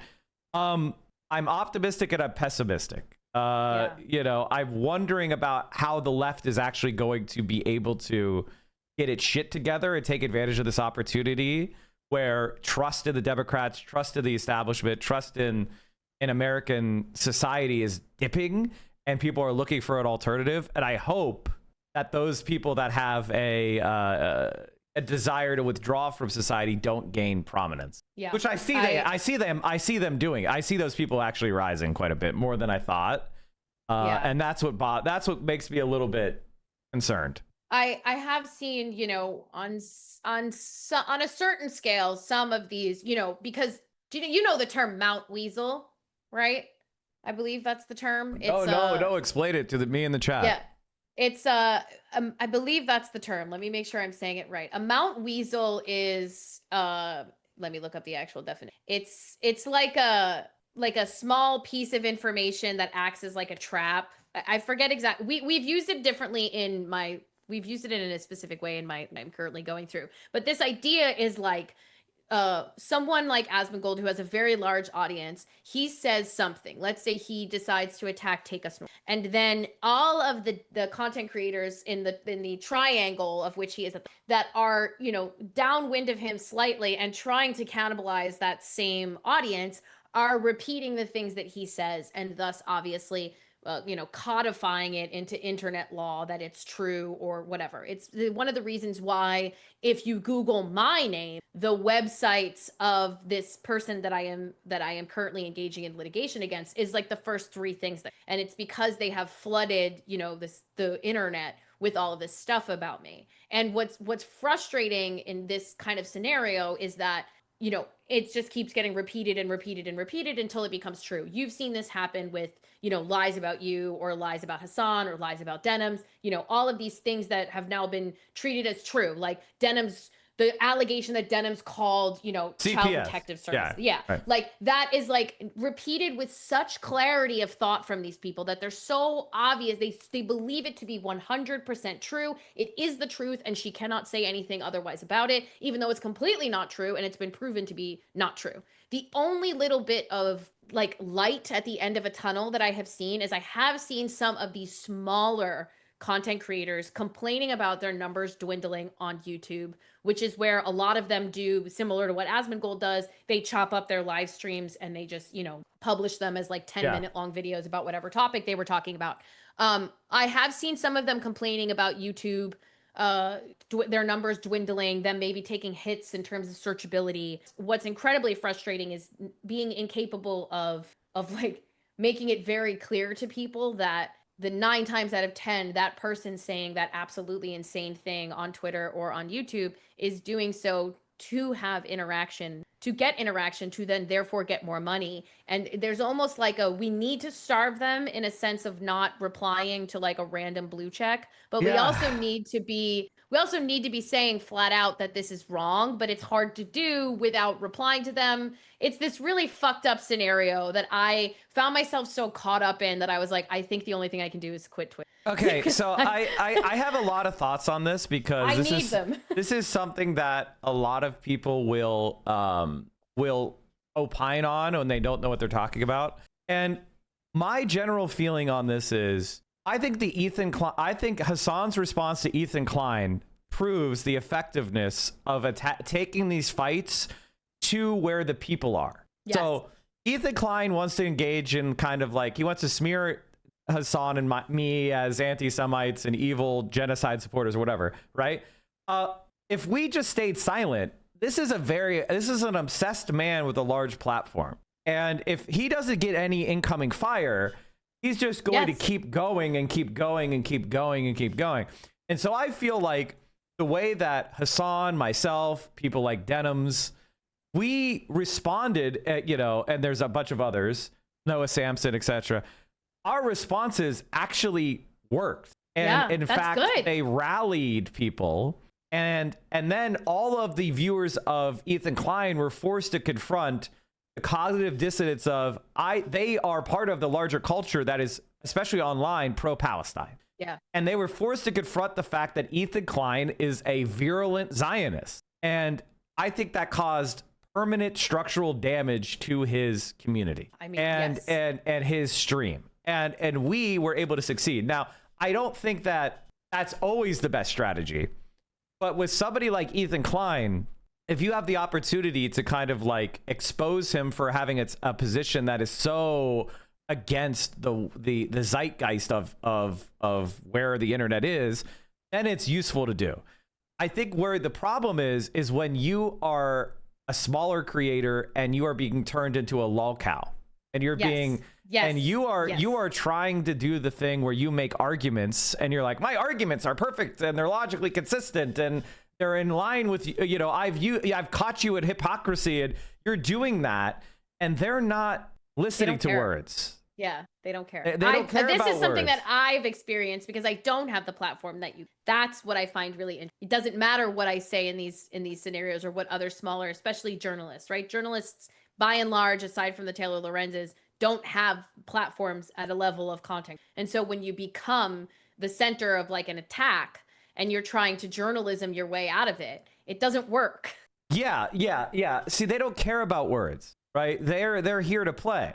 And even if you own them in the marketplace of ideas, they're just going to be like, well, who cares about that? Trump's president. We're going to deport you.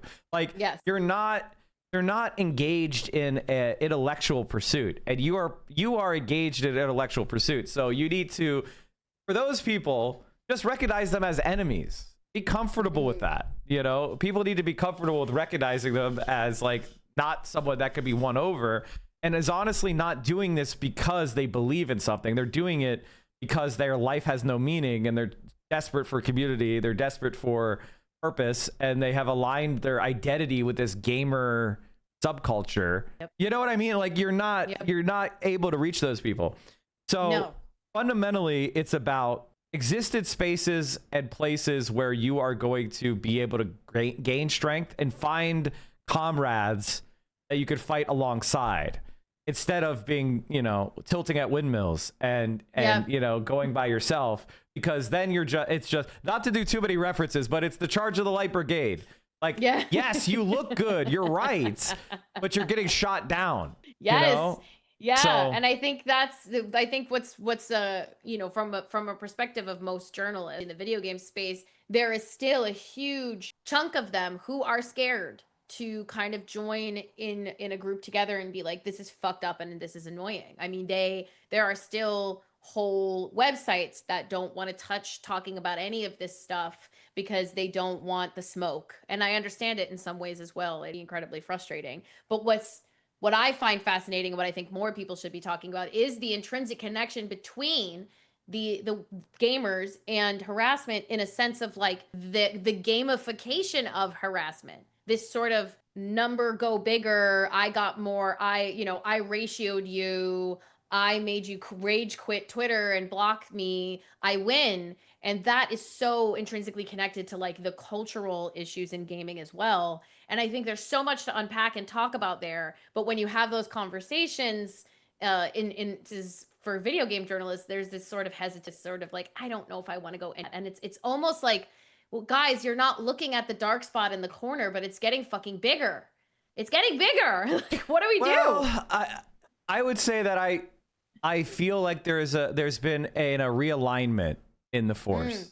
I feel like there was a moment where they felt like they were feeling it, but I think like the reality is that Kick is a botted platform. 90% of the views are bots.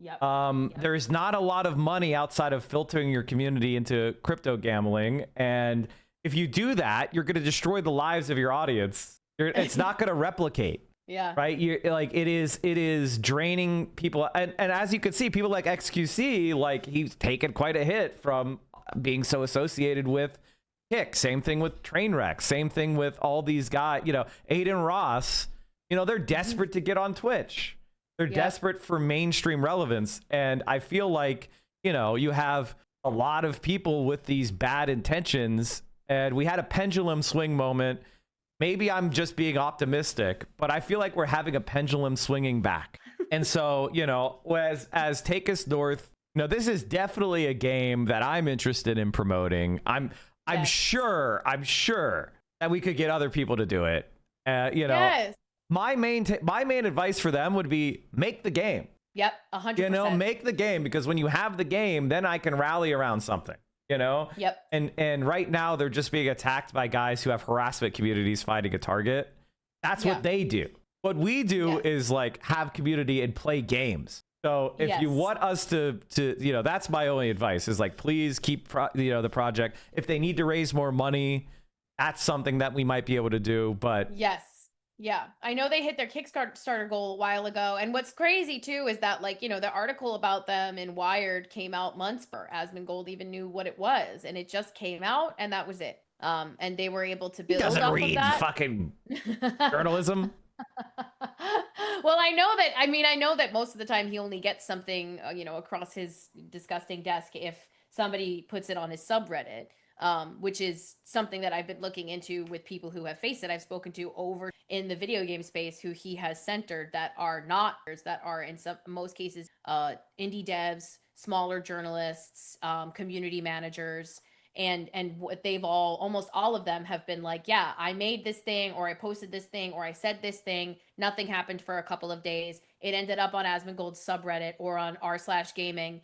And then he covered it, and boom, here's all the horrible shit I got. And it's just, it's a pattern of behavior the whole way through. And I'm just hoping that his little break means that some people will not face that for weeks. Well, but I do find it interesting that all these breaks, line up. Are happening now, yeah. While the bots are being, there's an intensive anti-bot effort at Twitch. And you can kind of tell that us left-wing creators, none of us have bots. I mean, it's something that I've pointed out before that I found odd, which would be like, I've had more subs than Asmongold for a significant number of months, because I guess he doesn't try to get subs is what is the cope. But like, somebody like a better comparison with me as far as a parent size would be something like Tectone. And he has the subscriber count of somebody who has like a quarter of my viewers, so it's like, I think maybe a lot of this is a small, hardcore audience that is plugged into harassing. Because if you have 1,000 people that are actually dedicated to harassing, that's a lot, but it's also not a lot. No. And I can see I am so plugged into this that I am on the posting forums that nobody should ever go to, crawling through this stuff all the time. And like on like, because they've tried to locale me, they've tried to locale like Anissa, and we've talked about this as well. Yeah. They have entire sections of websites dedicated to posting about us and monitoring everything that we've ever done. I joke that they probably know my menstrual cycle at this point, and it's because everything that I do, they are posting about it. And I can see from the interaction on there that it's really only like a dozen dudes obsessively monitoring behavior on that one site. And then there are people who make YouTube videos who go to that site for content. If somebody finds an old picture of me, then suddenly it's in a YouTube video of somebody who's probably not posting on this website, but who is regular. So it is a lot smaller than I think people think. It's just that guise of the internet, of bots, because a lot of the replies as well on like when I was still on Twitter were so very obviously bot accounts or like newly made sock puppet accounts that it really just is a small group of people with way too much fucking time on that. It's not nearly as large as it may seem. And I think that's what you're pointing to with, in terms of seeing like their actual viewership, except the only thing that is still really huge is how many fucking views Asmongold's YouTube video. Like that's, he's hitting high numbers on these videos. Yeah, definitely. And well, I mean, they're being pushed by YouTube. Exactly. It's really that simple. Like, you know, it's not like the content is any good.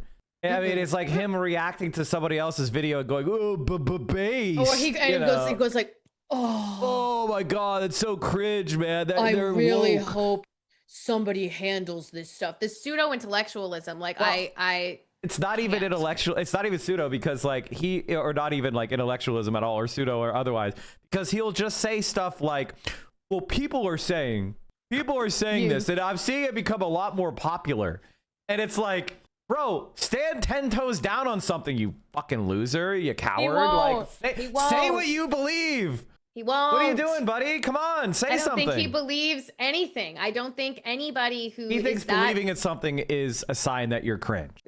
And I really would love to say that I pity that. I mean, him and I spoke once in DMs after he was banned. I DM'd him and I was like, and he had said that after he was banned about the Palestine shit, he had kind of said something like, you know, I realize that I need to be, you know, smarter with what I say, and that was screwed up. And I was like, all right, dude, like, I really hope that you take this time to like consider everything and get better and like know that you have a really large audience and there's like a responsibility. Like, good luck, you know, like obviously he had already shit on me so many times on videos that I like didn't even owe him that. And just for him to come back and be worse. That's just some fucking liberal shit, man. It's like just you gotta, such a sign. That's such a liberal shit. Like, no, I get it. It's very empathetic of you to say that. I took the opposite tack, which was like I'm not taking that tack anymore. No, my reaction to that video was I made him do this.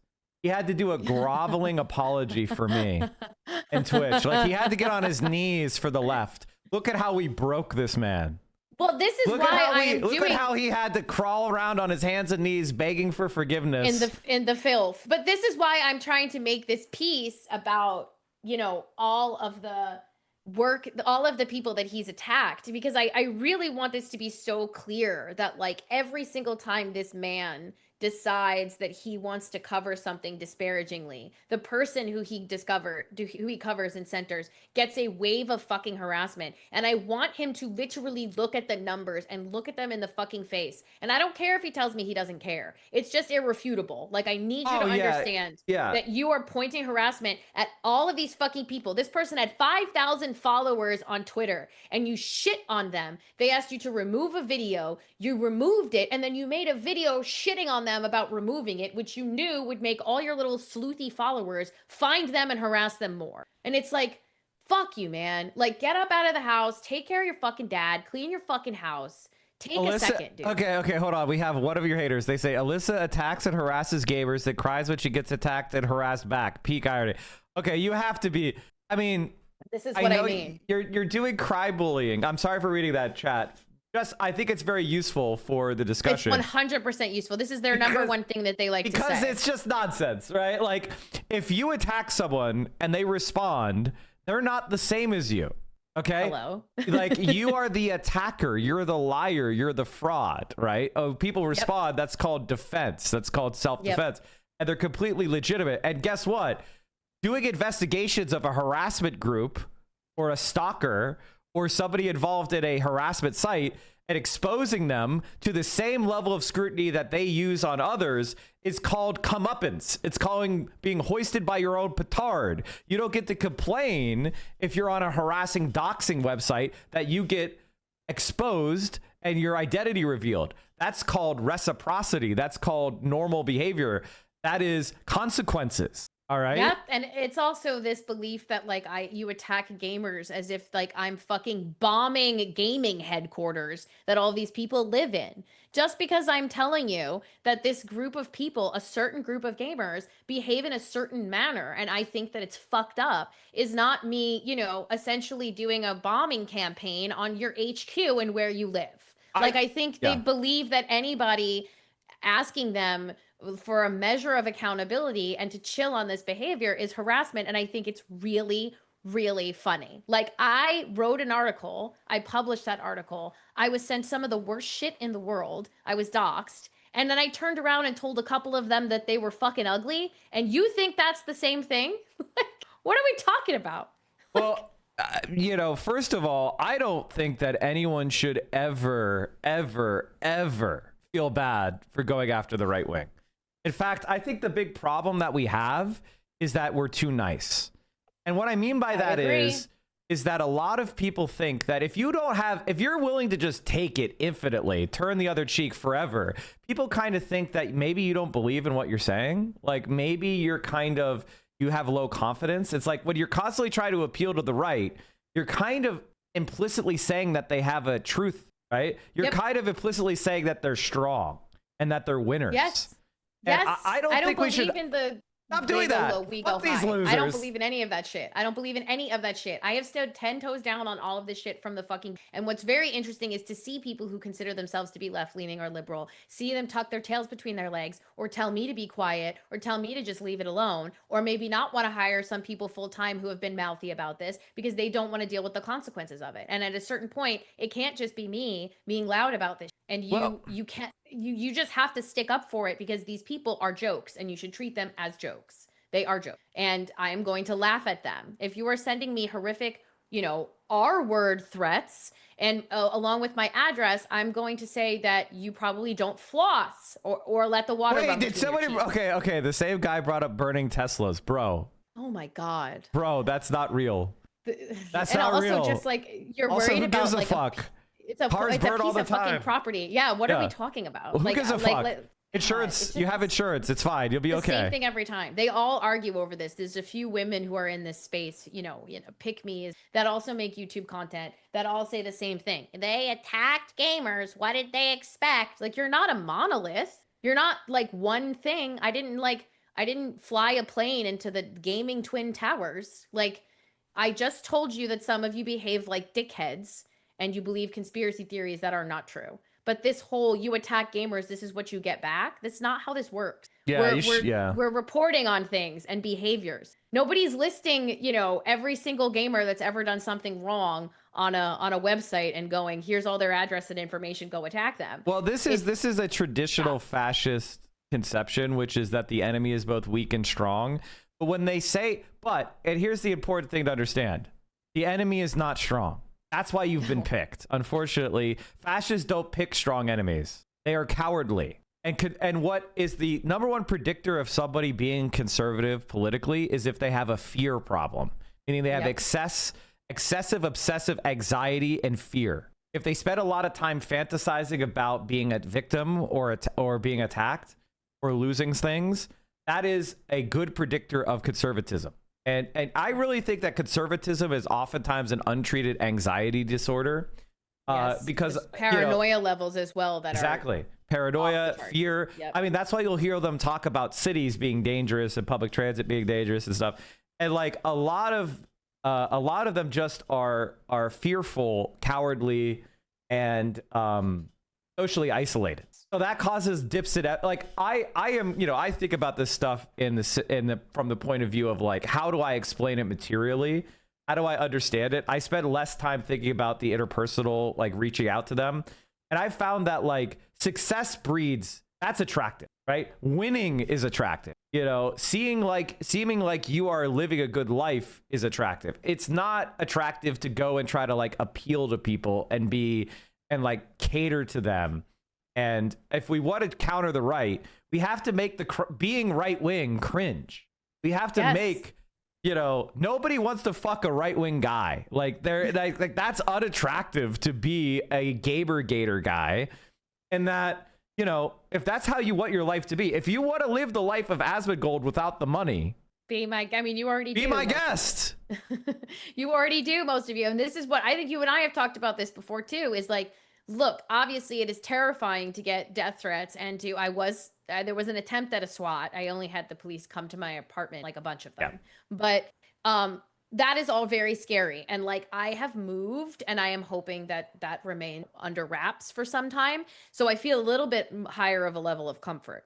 But in reality as well, the belief that the, several dozen or so people who are obsessed with monitoring me are going to leave their house in whatever flyover state they're from and come to New York City and get on the subway and find my apartment is laughable. It is. You're going to ask someone you don't know how to get on the subway. You're not even going to leave the house, brother. Your hand is going to shake as you go to turn the knob to leave the house. Asmongold is afraid to order cheeseburgers in person. Like, this guy is not leading anything, okay? But, I mean, I go out a lot. I'm out and about all the time. And, Hassan, or, knock on wood, I hope nothing ever happens to him. But the reality is, like, the guy live streams himself going to places of civil disturbance. Yes. And the most that's ever happened is somebody tweeted, messaged a bunch of messages out of Discord about how nervous they were. And then they went up to him and said, H3 is right, and ran away. Like, that is these guys are not exactly intimidating. And, this is why I said this when it all first started happening. It is. And it's what I got in so much trouble for at my old job, because I was making this sort of like sweeping statement of like, if you really think the games industry isn't diverse, then you can come fight me about it. Genuinely, let's have a boxing match. If I get into a fight from a viewer, it's going to be an anarchist mad at me because I said that anarchist praxis is wrong. You know what I mean? I'm more likely to get punched by an anarchist than I am a right winger. I mean, a million times over. Like, honestly. A man got in a fight with me at a hockey game, completely unrelated to gaming, and he was screaming slurs. And I told him to stop screaming. He got in my face and I got in his. And the moment I got back in his face, he got quiet. So it's like, I don't know. I stand on business in every realm, in the digital, in the physical. I believe in what I stand for. I believe that you should not harass people. I believe that you should allow diverse folks to have a voice in these spaces. And I believe that you're a complete fucking loser if your entire personality is complaining about wokeness in video games. And I don't believe that the bar that I work at for extra cash would ever see somebody like you shadow its fucking doorway. No, of course not. Yeah, no, of course not. Right. You're a loser. If these guys were going to bars, they wouldn't be raging like over this. Take Us North. Yeah, like they wouldn't give a fuck. They would have a social life. I mean, and here's the thing, like, I don't just say this because I want to make fun of people for not having a social life, because I actually do empathize with that, and it's something that I think about a lot as a crisis. Yes. I'm not one of those people who is like anti-internet. I think the internet has a lot of good potential, and I think a lot of good has come from the internet, but I do think that we are becoming a little bit of prisoners to our screens, and we're becoming more withdrawn. Even people like me who are gregarious. Yes. I spent a lot more time on screens than I did 20 years ago. Yes. Like, it's just a reality. It's addictive. Like, I'm addicted to a lot of these of apps. I use them a lot. But I also do shit in real life, and I have friends, and I go out and I go to parties, and it is a difficult thing on how do we construct these same kind of social networks that have now died out. How do we rebuild in-person connection? Because I think being isolated does make you more right-wing and less empathetic. Yes, 100%. And this is why, this is why I have to go in 5 minutes, because I'm going to a Yankee game like a person, like a human person. And that's why when Zoran was that's why I knocked doors for Zoran, because I found that having conversations with people in person were literally, there were people who were on the fence about him, and people who didn't understand him, and people who didn't understand me, what I was coming at them for, what I was talking to them about. And it was just a matter of a 5-minute conversation. There was only one person that was openly hostile to me, and they were a fucking Zionist. So of course I expected everybody else wanted to talk. And I think that's another thing too. Like, at this point now, it's gone on for too long that I don't think I can talk to a lot of these people. But like, I truly think that if there was a conversation had, and that was also why a lot of them were leaking DMs, like a lot of these right-wing content creators, I would DM them, because I'm not trying to fight with you for clout. I don't give a fuck about this. I'm trying to show you the thing that you believe is demonstrably wrong, in this case, this conspiracy, and that what you are doing peddling it is promoting harassment. So I'm DMing you to tell you to fucking stop because it's stupid. Well, and then they would leak it, and it's like it's their bag, though. You know, it's you know, you can't convince something you can't convince someone something is wrong if their paycheck depends on them not knowing it's wrong. You know what I mean? Like I mean, I don't know how much time you spent around antisocial personality. You know, I have spent quite a lot of time around it. I've also, I used to work with kids, some of whom were quite troubled. So yes, I have. So what I would say, Chad, is a lot of people who have antisocial personality, they create narratives to justify victimizing others. Yep. Typically, you know, like my experience, they come down to like 2 large categories. I'm sure there are more, but the 2 that I heard the most was everybody does it. Everybody does this. I'm no different, you know. And sometimes they'll make it a system argument. Sometimes they'll say that, you know, I know this person does this, so I'm just doing what everyone else does. I'm no different than everyone else when they harm someone. Or they'll say it's good to harm people because the people that get harmed are weak and lesser. And this is survival of the fittest. I'm better, so I'm strong. They're weak. The strong do what they want. And I feel like a lot of these guys are cosplaying those kind of personalities. They're putting this like, I'm the big bad, you know?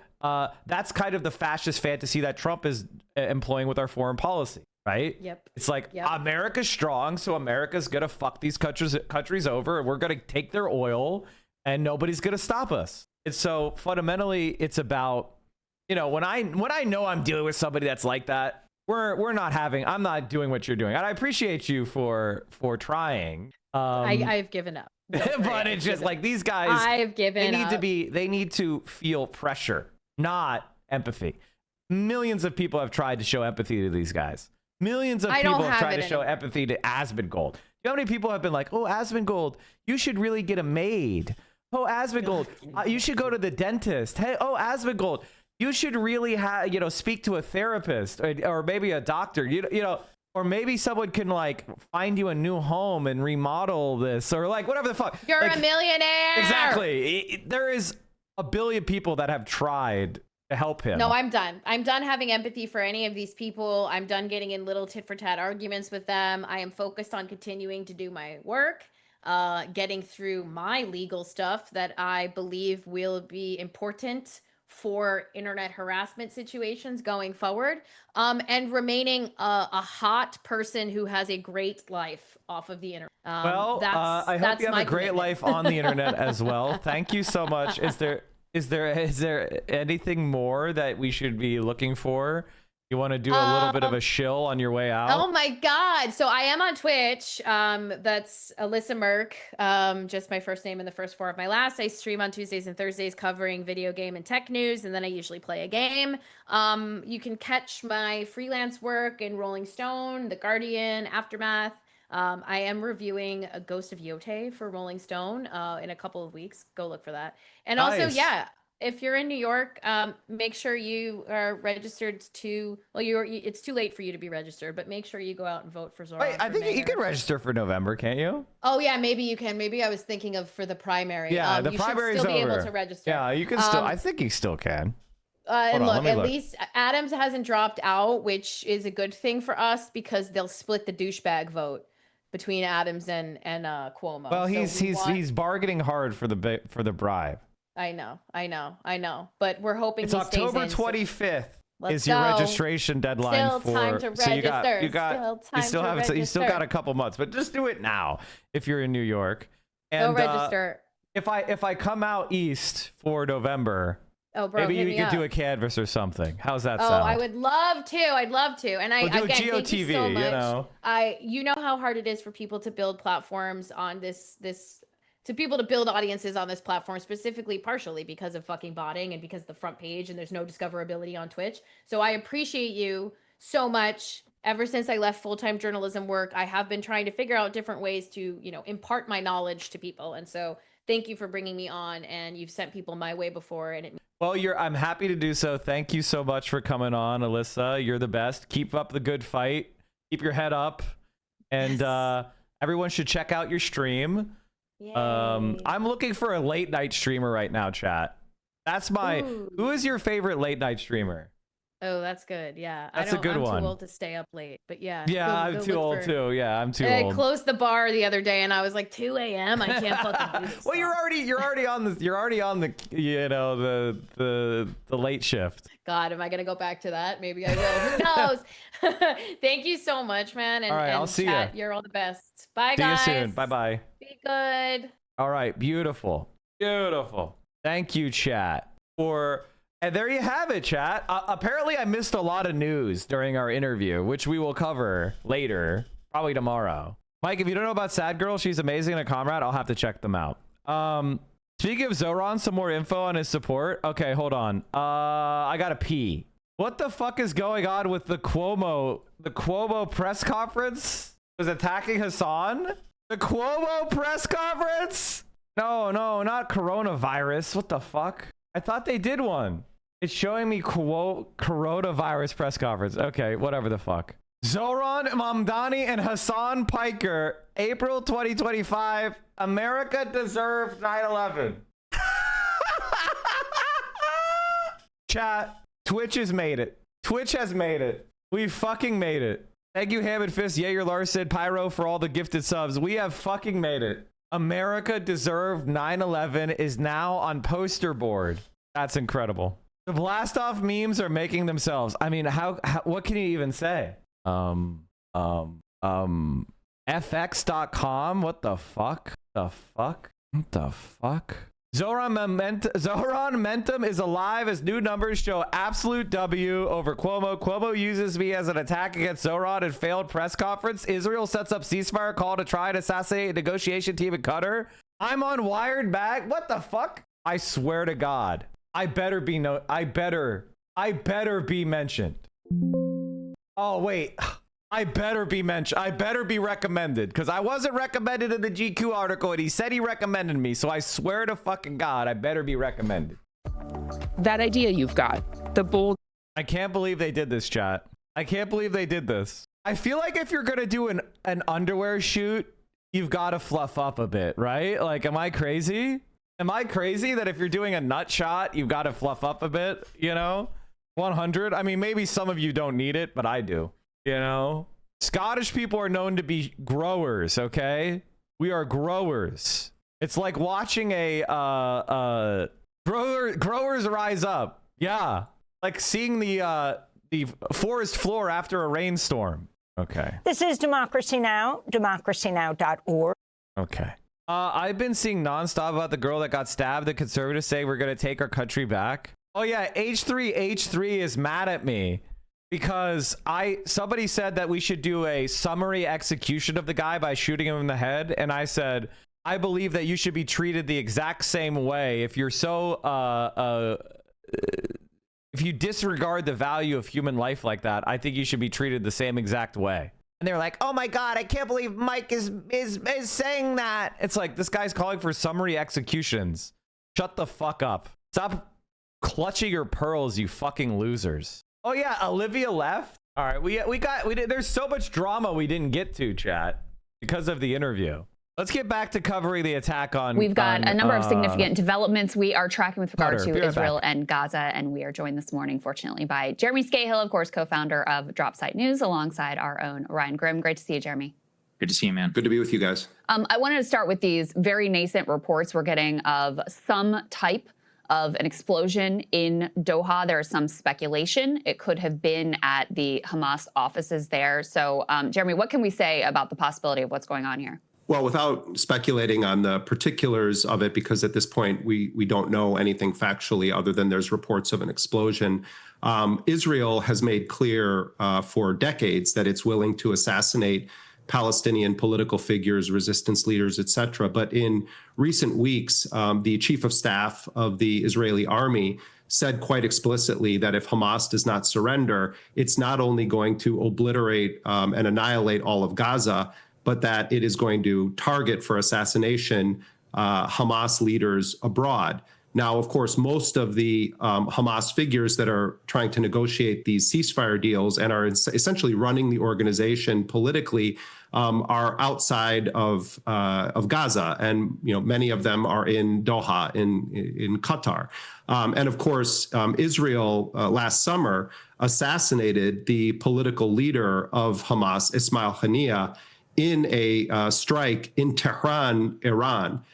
It also assassinated recently, or it's also assassinated much of the on-the-ground leadership of the Qassam brigades, the armed wing of Hamas, as well as the political leader in Gaza of Hamas, Yahya Sinwar. So Israel has a long history of assassinating Palestinian political figures. In fact, many years ago, there was an incredible story that happened where Khalid Mashal, one of the leaders of Hamas, was in Jordan, in the Middle East, and Israeli Mossad agents poisoned him, and it caused a huge diplomatic uproar between Jordan and Israel.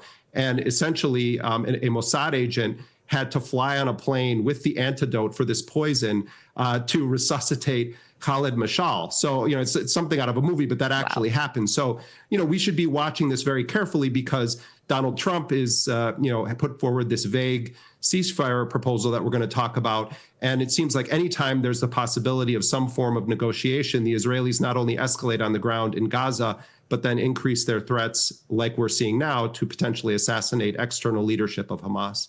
Right. I mean, Jeremy, we were talking a bit before the break, but it's very important to note, there are hundreds of thousands of Americans present in Doha, not to mention all of the troops that are there. And it is, of course, been a way station for a lot of the diplomatic talks between the United States, between the world, Hamas and Israel. And so, of course, it would be sending a message, just as previous Israeli assassinations like in Tehran and elsewhere did. We did want originally to talk to you about this ceasefire proposal. We can go ahead and put it up here on the screen just so you can give us some insight. It's a 100-word ceasefire proposal from Trump to Hamas. Can you break it down for us, the level of seriousness and what exactly it means? Well, I think first it's important to look at the broader context here. Right now, Israel is in the midst of a sort of final solution operation in Gaza City, where they're just systematically targeting these massive high-rise buildings, where some of them have 100 or more apartments in them. And Netanyahu said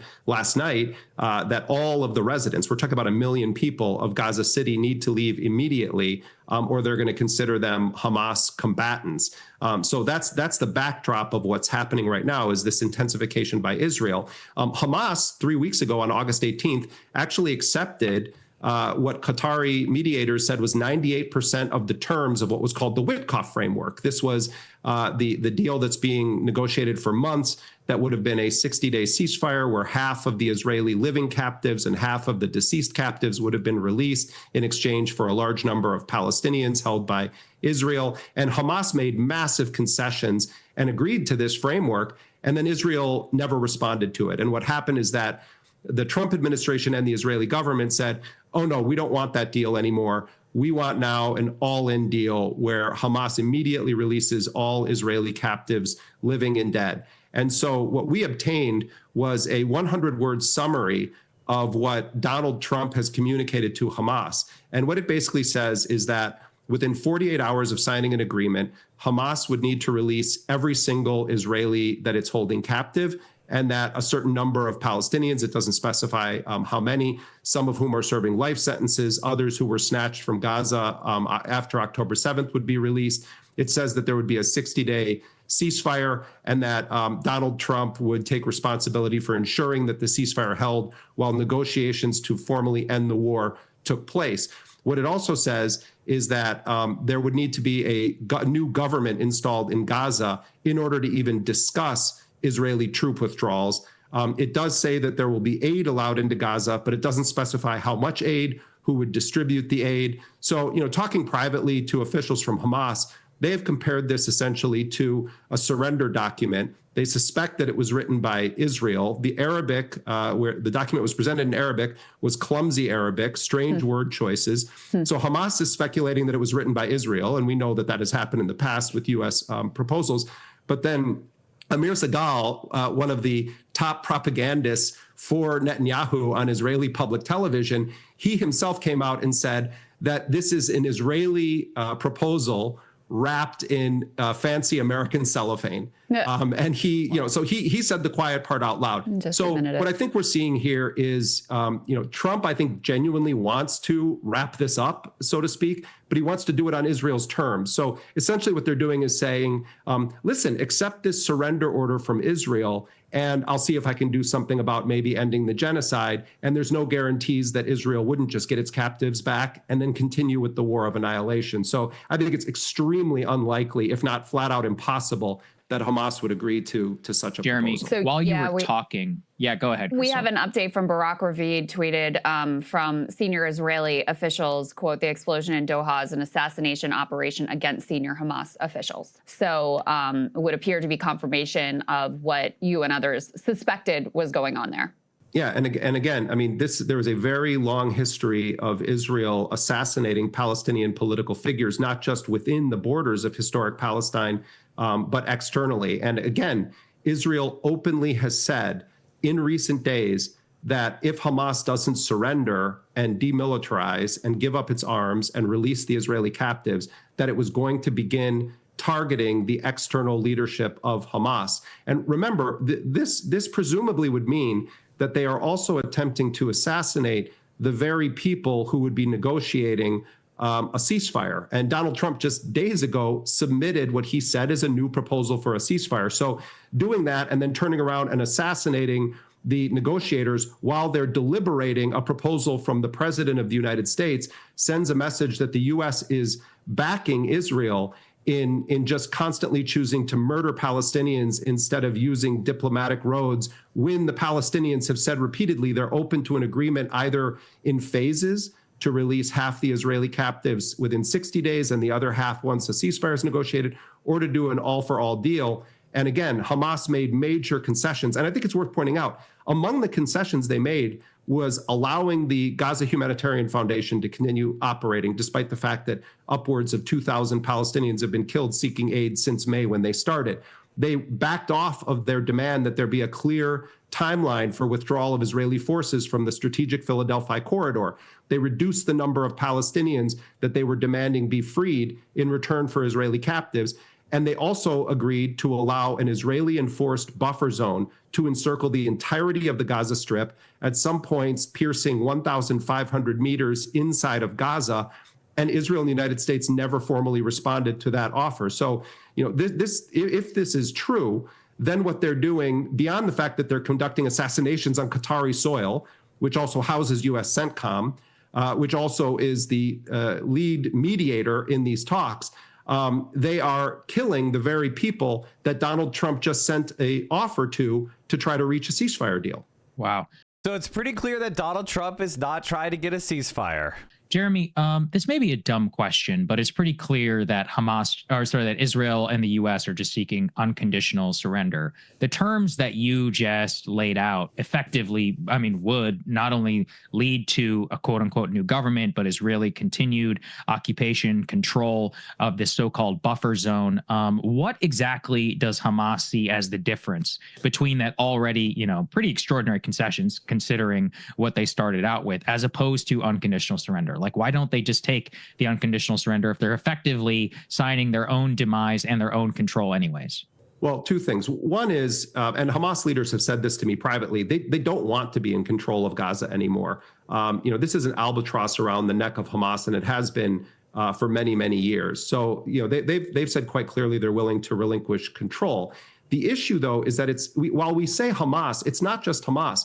There are many Palestinian political groups, including those opposed to Hamas or that are not allied with Hamas, including those that have no armed factions but are political parties that stand for elections, that also have been part of these negotiations. And what they all have said is that our right to bear arms in opposition to an illegal occupation by a colonial apartheid state is a legitimate right. And so while Hamas could say, okay, we step down from power, we're not going to exist anymore in this format, they're not going to sign a document that says we agree to demilitarize the Gaza Strip. In fact, they've said we don't have the right to do that is a question for the Palestinian people. And consistently in public opinion polls, Palestinians support the right to armed resistance. I think at the end of the day, the direct answer to your question is that they view that not as a surrender of Hamas as a political entity or a movement, but that it would be them taking the outrageous action of surrendering the Palestinian cause of liberation. And whatever anyone thinks of Hamas,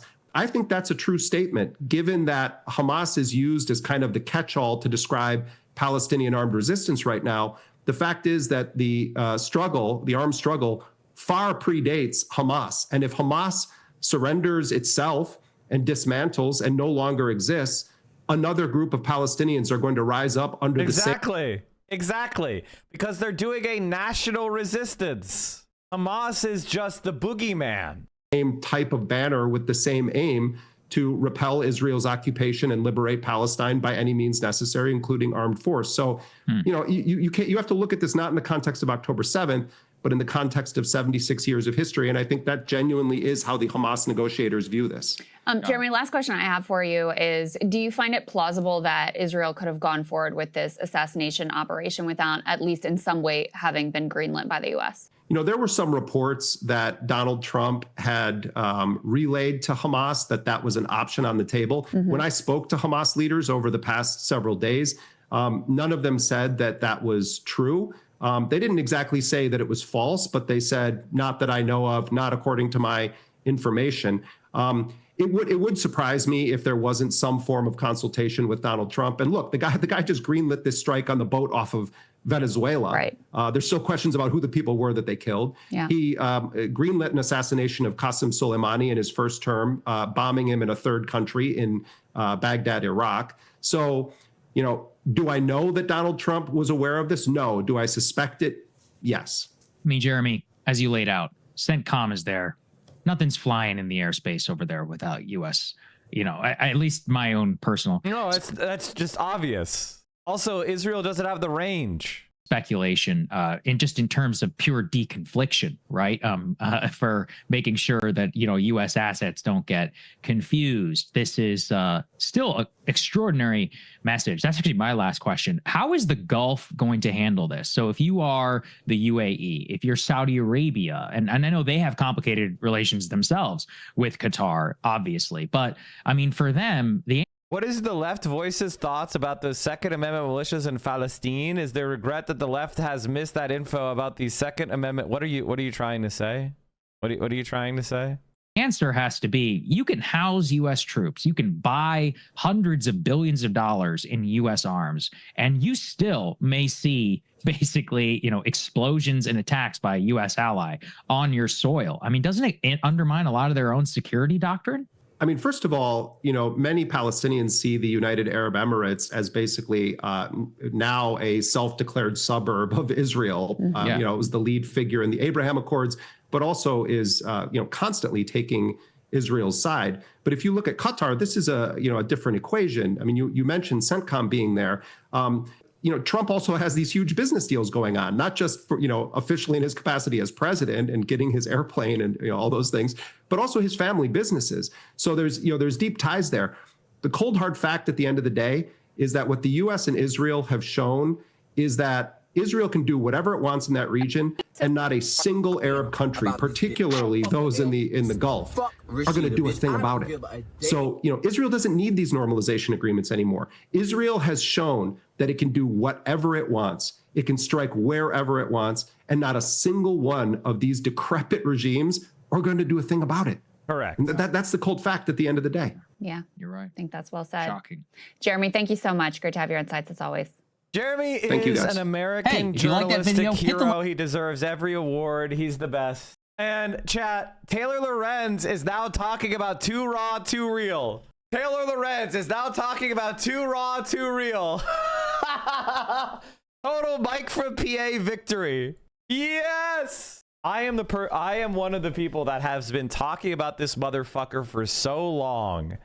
And now the clips that I had saved are finally being pushed. Fuck Rashida, bitch. I don't give a damn about this bitch. I don't fuck with AOC. AOC can't do a motherfucking thing for me, but make me a goddamn martini. She can't do shit for me. She need to take her ass back to the days, bitch. Bernie Sanders. Tell it in his old ass, busted ass face. Let him have another goddamn heart attack. I don't give a fuck if that hurts.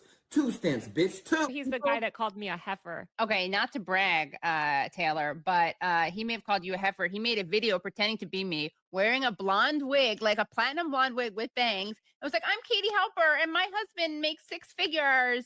Like, I'm not married. Oh, he's in chorus, yeah. And you know what's so funny is that we didn't even confirm that he was in chorus. His name came up into my reporting. We didn't put him in because we only put in sort of people we were like 100% confirming and Right. And then the minute the story drops, he's like, yes, I'm in this program, and yes, I'm one of the main people, and Oh my yes, God, I'm thank like, you. and it's like, well, that says a lot. And he's been very vocally defending it, and of course, saying the most misogynistic, disgusting stuff Yeah. about me. It's Is appalling. Is he like, again, this is almost like he seems like an infiltrator that you set up to make, I'm kidding, I'm joking. Like, but it's almost like, is he trying to make chorus look good? It's just like gross to see these influencers, completely circle the wagons. Yeah. By the way, Too Raw, Too Real was boosted by Sally Albright bots. He doesn't have any real fans. They're Sally Albright bots. If you don't know who Sally Albright is, we'll talk about it some other time. But like, this guy doesn't have any fucking fans. Yeah, and you'd think that they wouldn't circle the wagons around this, like someone like this who's like made his name as a vile misogynist troll who wishes death on people. All right, everybody, that's where I'm gonna call it today. Hope you guys enjoyed. I've been trying to do more I've been trying to do more collaborations with people, bringing more people on the streams. Hope you enjoyed it. I really appreciate all of you for hanging out with me today. We had a 5-hour stream. Thanks for all the support. Don't forget you could subscribe tier 1, tier 2, or tier 3. It's Amazon Prime. It's September, so do a multi-month sub. Here's all my links. I'll see you all tomorrow.